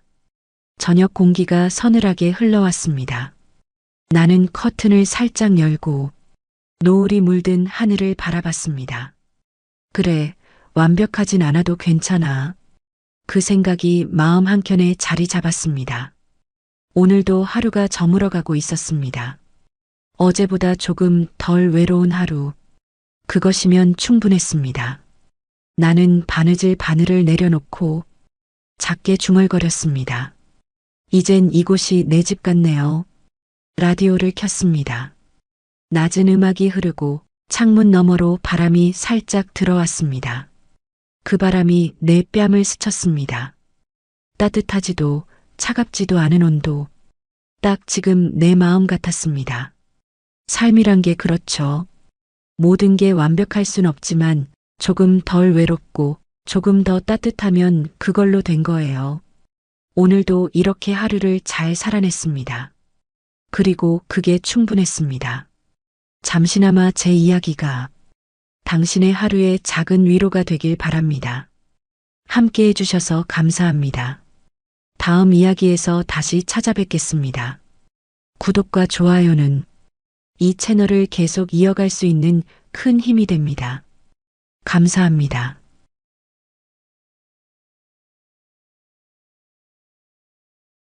고령자 복지주택에 들어가면 정말 노후 걱정을 내려놔도 되는 걸까요? 최점순 씨는 월세 5만 원에서 12만 원이라는 말을 처음 들었을 때 솔직히 마음이 많이 놓였다고 했습니다. 집 걱정만큼은 이제 끝났구나. 그렇게 생각하며 이곳에 들어왔습니다. 하지만 생활이 시작되고 나서야 월세 말고 미처 계산하지 못했던 현실들이 조금씩 모습을 드러내기 시작합니다. 오늘은 고령자 복지주택에서 실제로 생활하고 있는 한 분의 이야기를 들려드립니다. 최점순 씨는 올해 72살입니다. 3년 전까지만 해도 서울 외곽의 작은 빌라에서 전세로 살고 있었어요. 보증금 5천만 원. 그게 그가 가진 전부였습니다. 남편이 먼저 세상을 떠난 뒤 혼자 살기 시작한 지 벌써 8년.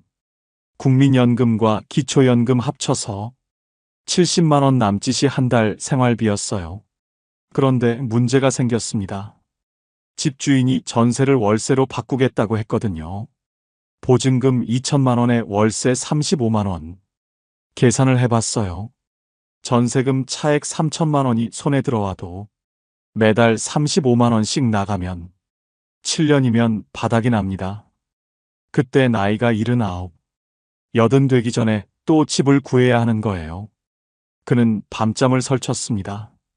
이 나이에 또 이사를 해야 하나. 그것도 돈이 다 떨어진 다음에. 그러다 주민센터에서 처음 들었어요. 고령자 복지주택이라는 게 있다고. 보증금 300만 원. 월세 5만 원. 거기다 한번 들어가면 평생 살 수 있다고요. 처음엔 믿기지 않았어요. 그런 집이 진짜 있어? 신청하고 몇 달을 기다렸습니다. 그리고 당첨 연락을 받았어요. 5천만 원 전세금 중 300만 원만 보증금으로 내고 나머지는 고스란히 손에 남았습니다. 매달 70만 원 중 5만 원만 월세로 나가니까 65만 원이 생활비로 남았어요. 입주 전에 현장을 보러 갔습니다. 건물 안에 경로당도 있고 건강관리실, 식당까지 갖춰져 있었어요. 문턱 없는 구조에 화장실엔 안전 손잡이까지. 혼자 살아도 안심이 되겠구나. 복지관이 바로 붙어 있으니 외롭지도 않겠구나. 이사 날짜를 잡으면서 오랜만에 마음이 가벼웠습니다. 드디어 걱정 없이 살 수 있는 집이 생겼구나. 이제 노후 걱정은 끝이구나. 그때까지만 해도 그는 진심으로 그렇게 믿고 있었습니다. 입주 첫날, 최점순 씨는 빈 방에 서서 한참을 둘러봤습니다. 넓지는 않았어요. 하지만 혼자 살기엔 충분했습니다. 창문으로 햇살이 들어왔고 바닥은 깨끗했어요. 화장실 손잡이를 잡아보니 튼튼하게 고정돼 있었습니다. 여기서 살면 되겠구나. 이제 진짜 내 집이구나. 짐을 풀면서 계속 그 생각만 했어요. 월세 5만 원. 이 돈이면 한 달에 65만 원이 남는다. 밥 해먹고 병원 다니고 가끔 손주한테 용돈도 줄 수 있겠다. 그는 그렇게 계산하고 있었습니다. 그런데요. 첫 달이 지나고 나서야 그가 빠뜨린 게 있다는 걸 알게 됐어요. 월세는 5만 원이 맞았습니다. 하지만 그게 전부가 아니었어요. 전기세 고지서가 왔습니다. 혼자 사는데 뭘 얼마나 썼다고 그렇게 생각하며 열어봤어요. 1만 8천 원. 의료급여 수급자라 할인이 적용됐는데도 그 정도가 나왔습니다. 며칠 뒤 수도세 고지서가 왔어요. 8천 원. 가스비도 왔습니다. 난방은 거의 안 틀었는데 밥 해먹고 물 때운 것만으로 1만 원이 나왔어요. 그는 고지서들을 나란히 놓고 계산기를 두드렸습니다. 전기, 수도, 가스 합치니까 3만 6천 원이었어요. 월세보다는 적었지만 어쨌든 매달 나가는 돈이었습니다. 그때 처음 생각했어요. 아, 이건 내가 몰랐던 부분이구나. 하지만 끝이 아니었어요. TV 수신료 청구서가 또 왔습니다. 휴대폰 요금도 있었어요. 원래 쓰던 거니까 당연히 내 돈이었고요. 그리고 가장 큰 게 남아 있었습니다. 밥. 고령자복지주택이라고 해서 식사가 나오는 줄 알았냐고요? 그건 아니었어요. 건물 안에 식당이 있긴 했습니다. 하지만 공짜가 아니었어요. 한 끼에 3,000원에서 4,000원. 저렴한 편이긴 하지만 매일 3끼를 다 사 먹으면 한 달에 27만 원이 넘어갑니다. 그래서 그는 직접 해먹기로 했어요. 근처 마트에서 장을 봤습니다. 쌀, 계란, 두부, 채소. 아끼고 아껴서 샀는데도 일주일치에 3만 원이 들었어요. 한 달이면 12만 원.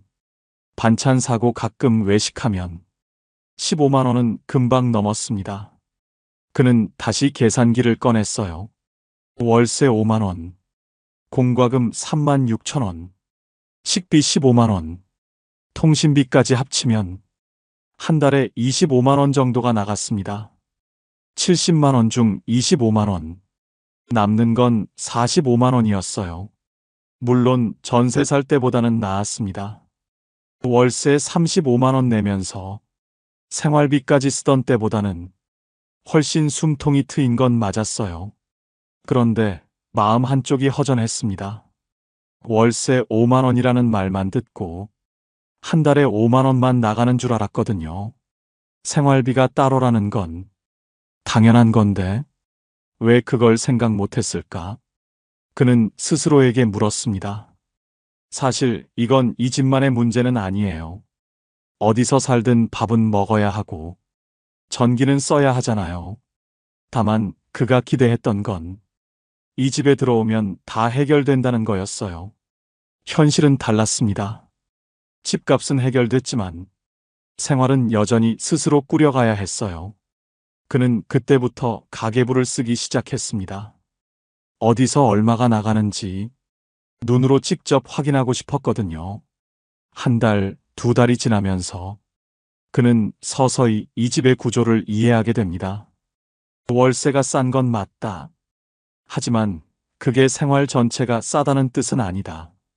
이 집은 주거비만 낮춰주는 곳이지 생활비까지 책임져주는 곳은 아니었어요. 그걸 받아들이는데 시간이 조금 필요했습니다. 입주한 지 석 달쯤 됐을 때였습니다. 그날따라 몸이 좀 이상했어요. 아침부터 머리가 무겁고 온몸이 으슬으슬했거든요. 감기인가 싶어서 약을 먹고 누웠습니다. 저녁이 되니까 열이 올랐어요. 이마를 짚어보니 뜨거웠습니다. 혼자 사는 집에서 열이 나면 참 막막하거든요. 누가 물 한 잔 떠다 주는 것도 아니고 이마에 수건 올려주는 사람도 없어요. 그는 침대에 누운 채 천장만 바라봤습니다. 고령자복지주택이니까 누군가 와서 도와주지 않을까. 잠깐 그런 생각이 스쳤어요. 하지만 아무도 오지 않았습니다. 당연한 거예요. 이곳은 요양원이 아니거든요. 건물 안에 건강관리실이 있긴 했습니다.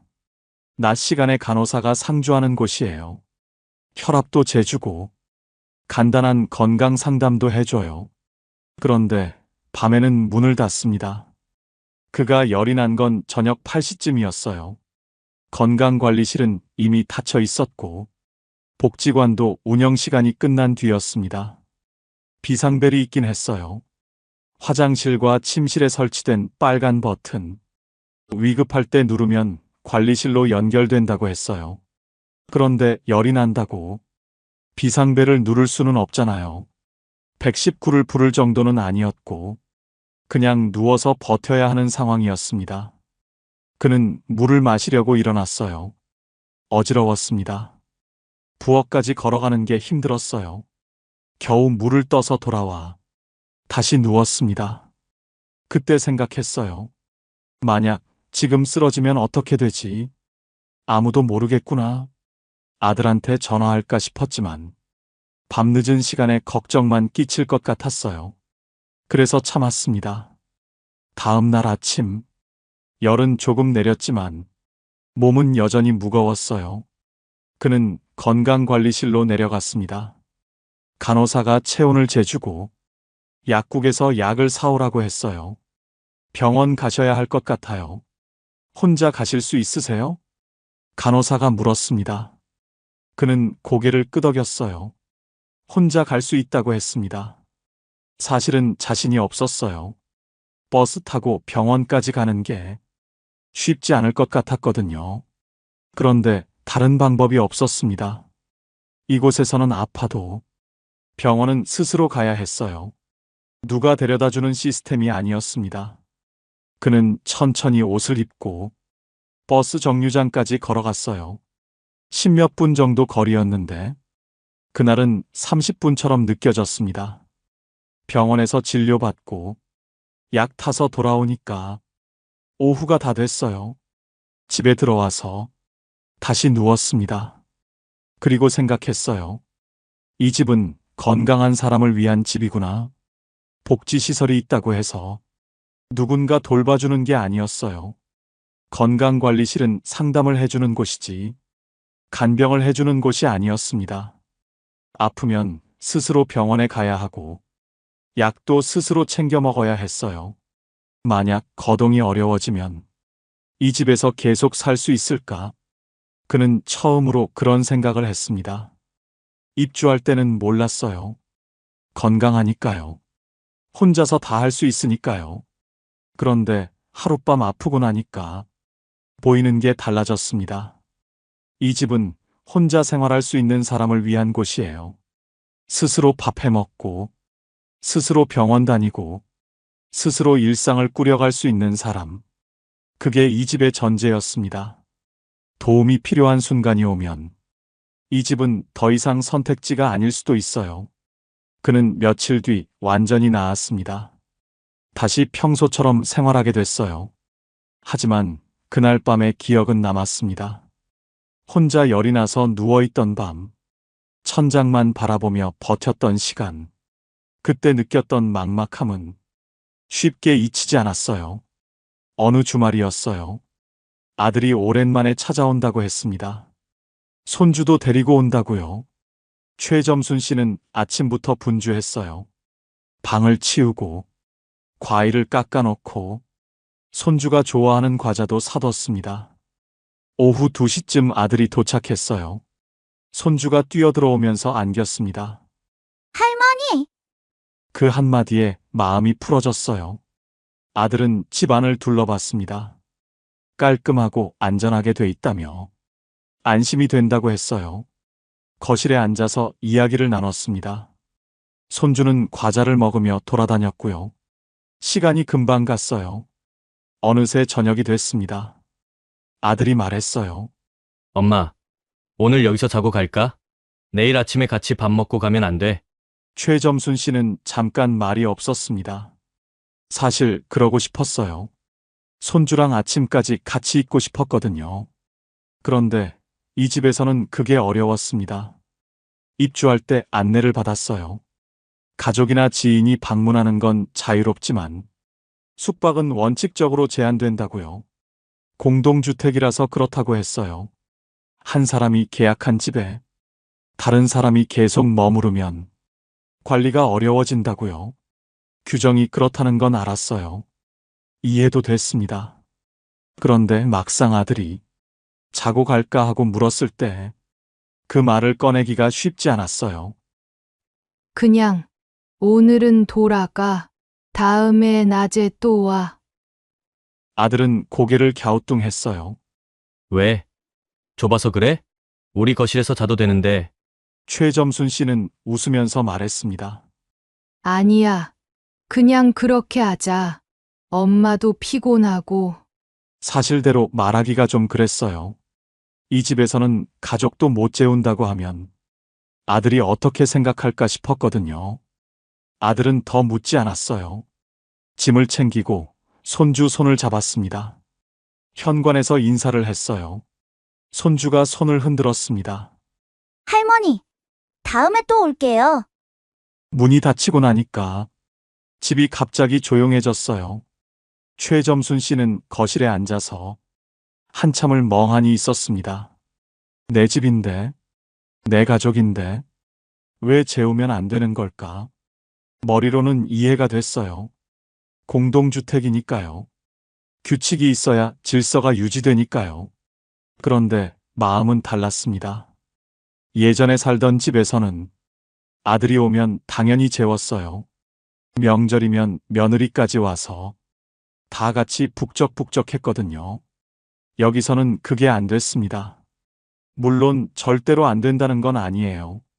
사정이 있으면 관리실에 미리 말하고 허락을 받으면 되는 경우도 있다고 들었어요.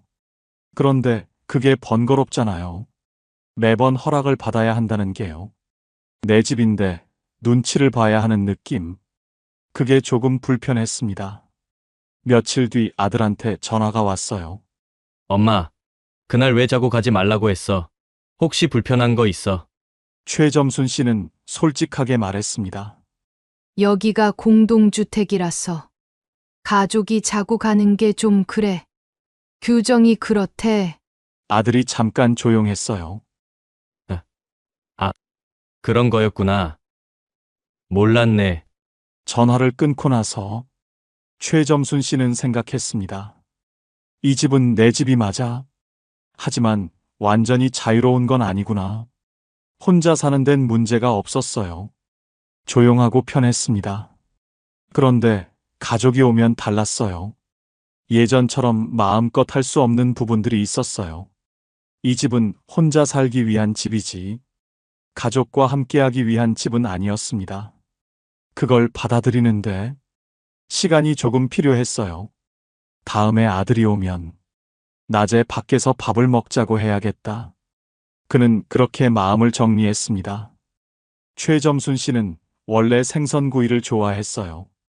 예전 집에서는 일주일에 2~3번은 고등어나 삼치를 구워 먹었거든요. 밥 한 공기에 잘 구운 생선 한 토막. 그게 그에게는 최고의 한 끼였습니다. 이 집에 이사 오고 나서도 처음엔 그렇게 했어요.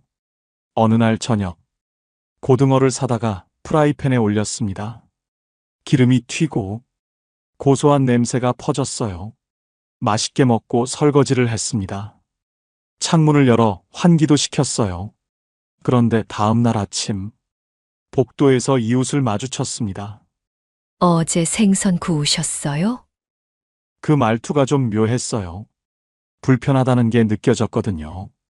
최점순 씨는 당황했습니다. 네. 고등어 좀 구웠는데요. 이웃이 웃으면서 말했어요. 냄새가 좀 났어요. 복도까지 퍼지더라고요. 다음엔 환기 좀 더 해주세요. 얼굴이 화끈거렸습니다. 내 집에서 내가 밥을 해 먹는데 그게 뭐가 문제가 되나? 속으로는 그런 생각이 들었어요. 그런데 말대꾸를 할 수는 없었습니다. 아, 네. 죄송해요. 다음엔 조심할게요. 집에 들어와서 한참을 앉아 있었어요. 예전 집에서는 그런 소리 들은 적이 없었거든요. 빌라였지만 환기만 잘하면 됐었어요. 여기는 달랐습니다. 복도가 실내로 연결돼 있었고 환기 시스템도 달랐어요. 냄새가 쉽게 퍼지는 구조였습니다. 그 뒤로 생선을 안 굽게 됐어요.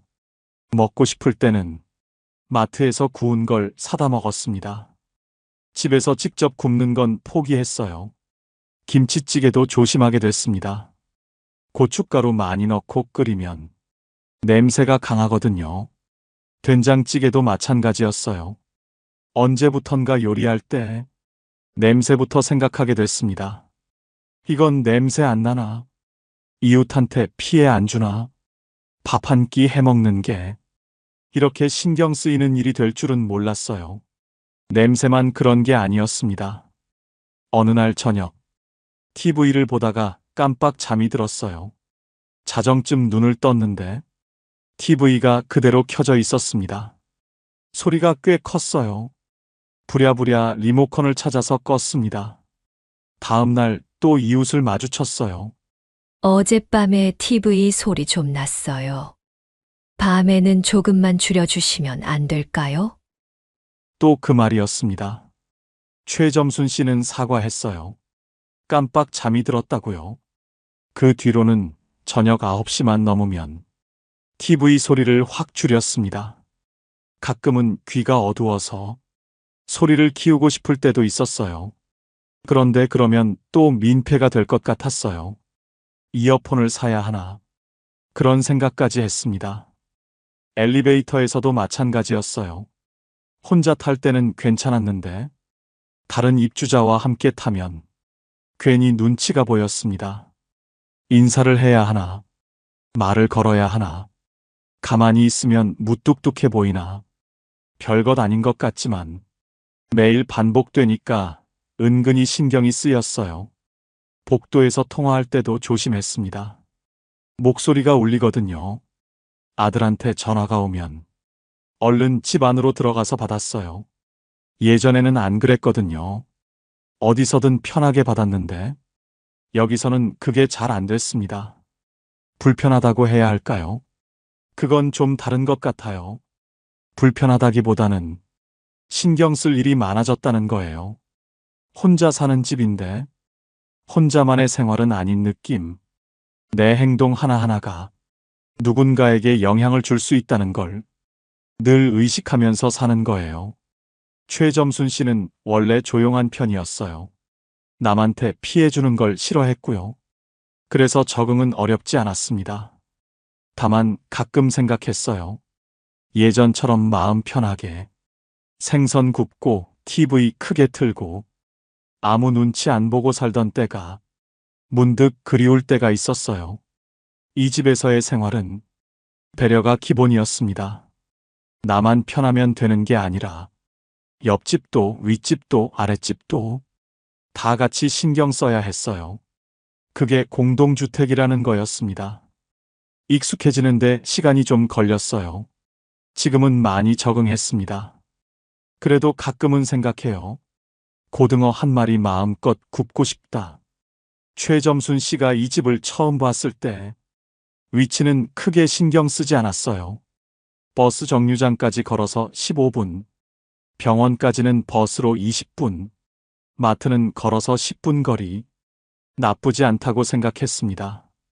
예전에 살던 동네보다 조금 외진 건 맞았어요. 하지만 감당할 수 있는 정도였거든요. 입주 초반에는 괜찮았습니다. 날씨 좋은 날 마트까지 걸어가는 게 산책처럼 느껴지기도 했어요. 버스 타고 병원 다녀오는 것도 별로 힘들지 않았고요. 그런데 시간이 지나면서 조금씩 달라지기 시작했습니다. 그해 겨울이 유난히 추웠어요. 병원 가는 날이었습니다. 두꺼운 외투를 입고 집을 나섰어요. 버스 정류장까지 15분. 예전엔 그냥 걸었던 거리였는데 그날은 유독 멀게 느껴졌습니다. 바람이 세게 불었거든요. 목도리를 둘러도 얼굴이 시렸어요.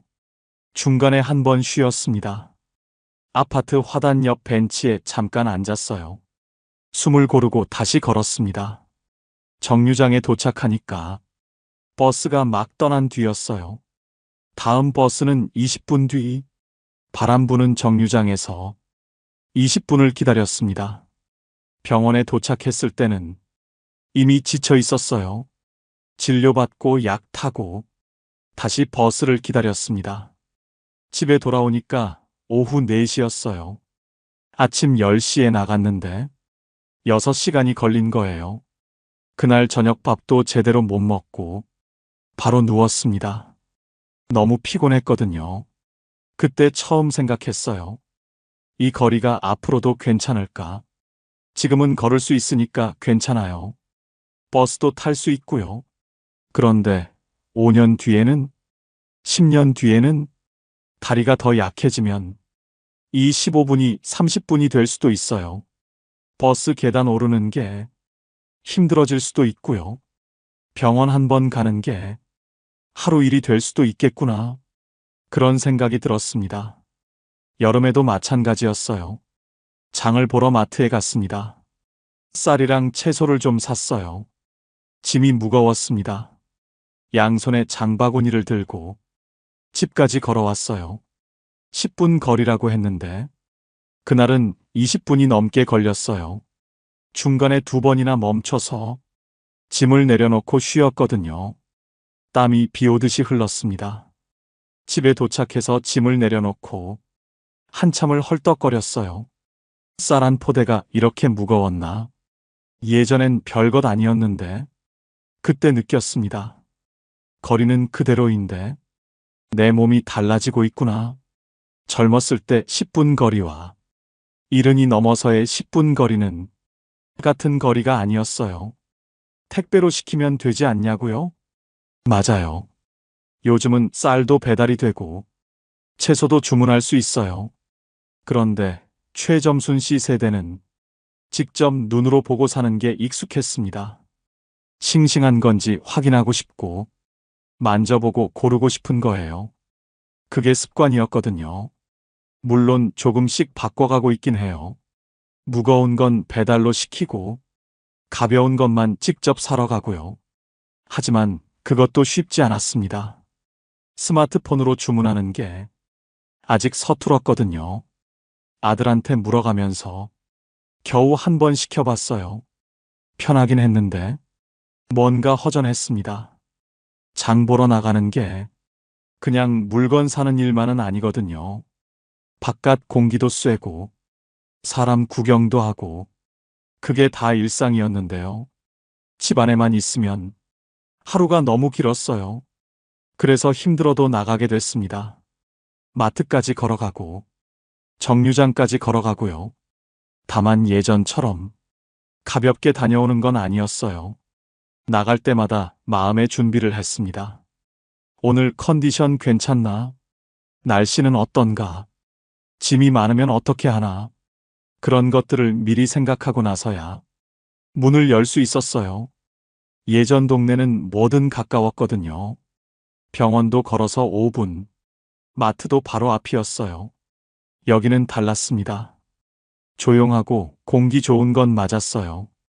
복지시설도 잘 돼 있었고요. 그런데 생활권이 좁았습니다. 가까운 곳에 뭐가 있는지보다 내가 얼마나 움직일 수 있는지가 더 중요해졌어요.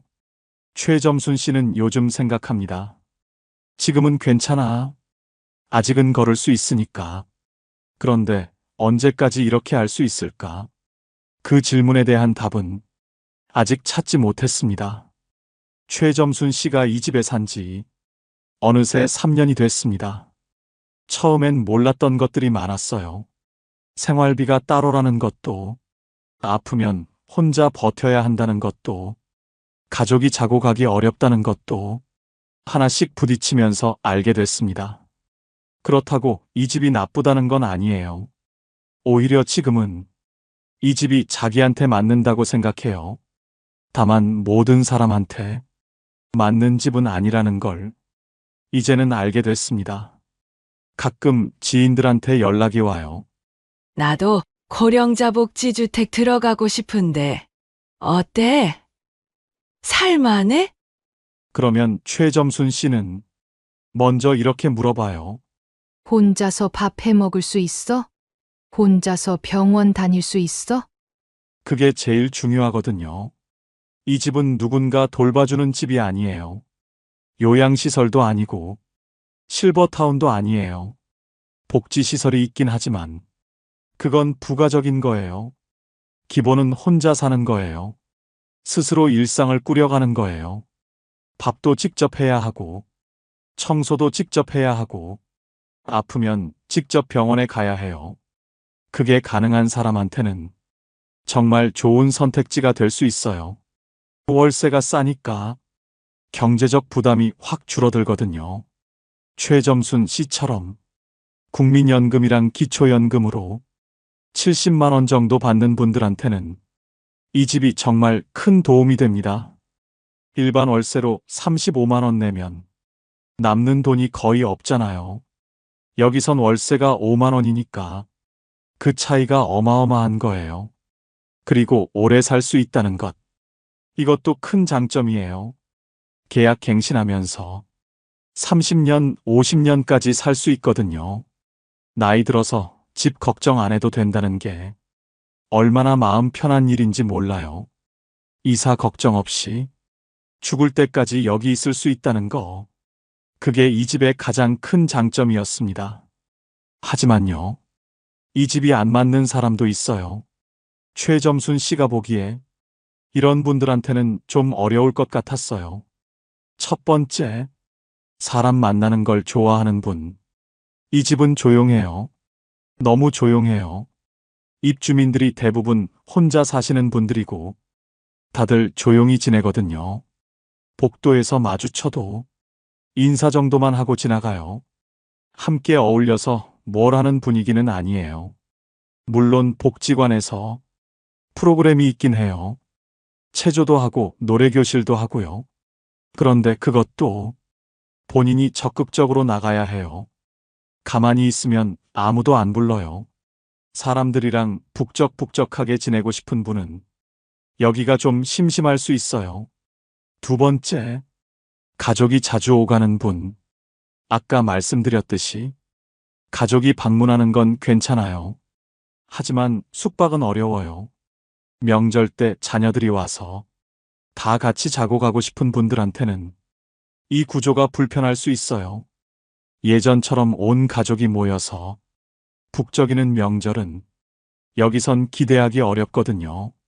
세 번째, 건강이 많이 안 좋으신 분, 혼자 거동하기 힘들거나 누군가 도움이 필요한 분은 이 집이 맞지 않아요.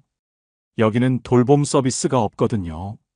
건강관리실에서 상담은 해주지만 매일 챙겨주는 건 아니에요.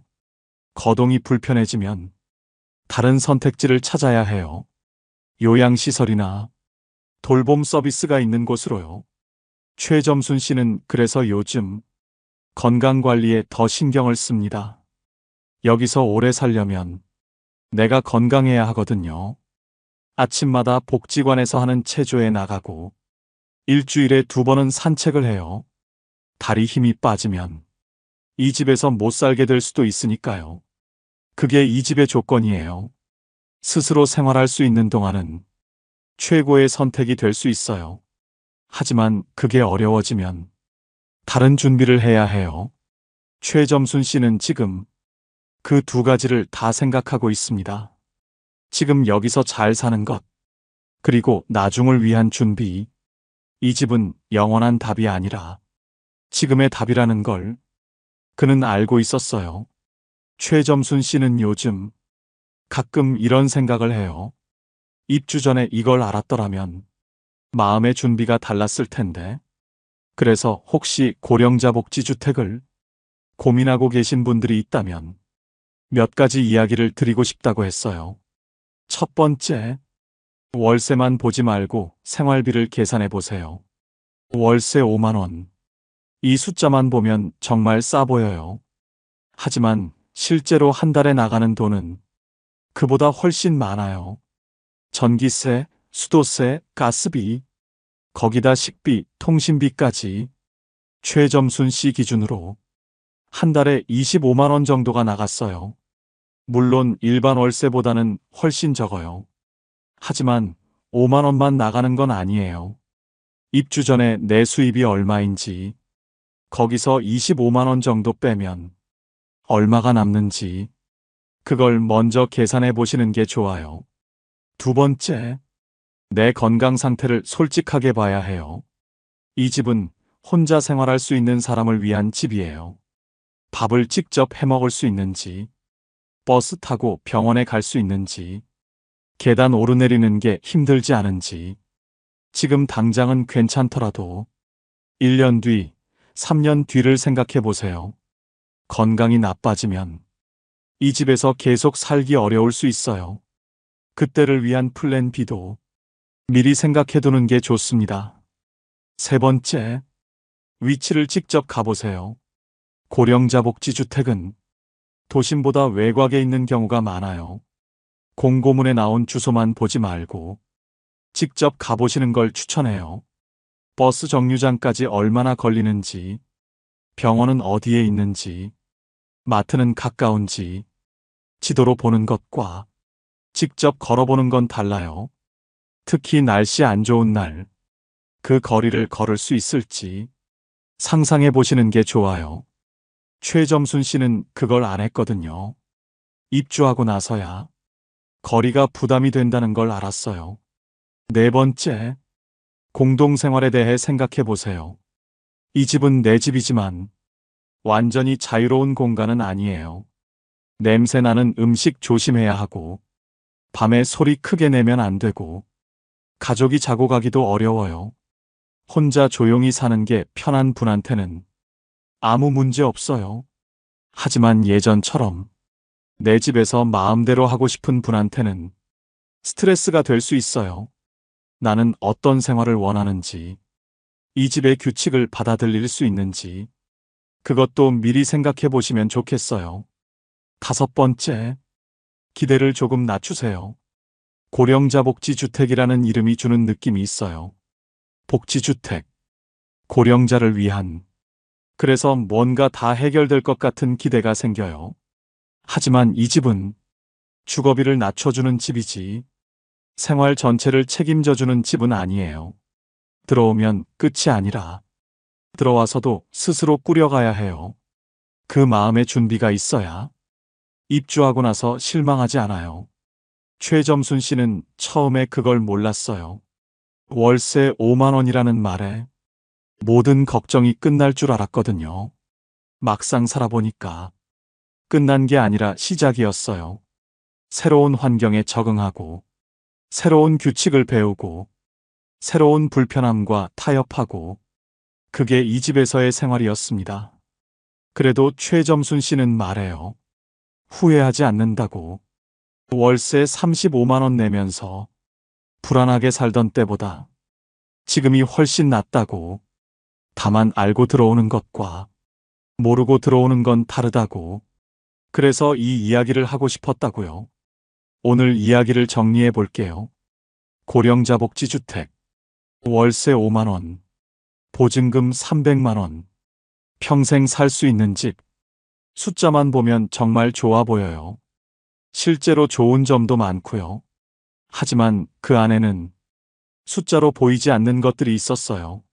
생활비는 따로였고, 아프면 혼자 버텨야 했고, 가족이 자고 가기 어려웠고, 냄새나는 음식도 조심해야 했고, 거리도 시간이 지나면서 부담이 됐어요. 이 집은 좋다 나쁘다로 단정할 수 있는 곳이 아니었습니다. 나한테 맞는지 안 맞는지 그걸 따져봐야 하는 곳이었어요. 혼자서 생활할 수 있고, 조용한 일상이 편하고, 경제적 부담을 줄이고 싶은 분한테는 정말 좋은 선택이 될 수 있어요. 하지만 가족과 자주 함께하고 싶고 누군가 도움이 필요한 상황이라면 다른 선택지를 먼저 알아보시는 게 좋겠어요. 오늘 이야기가 고령자 복지주택을 고민하시는 분들께 조금이나마 도움이 됐으면 좋겠습니다. 궁금한 점이 있으시면 댓글로 남겨주세요. 영상이 도움이 되셨다면 좋아요와 구독 부탁드려요. 주변에 이런 정보가 필요한 분이 계시다면 공유해 주시면 감사하겠습니다. 다음에 또 현실적인 이야기로 찾아올게요. 봄날 이야기였습니다. 감사합니다.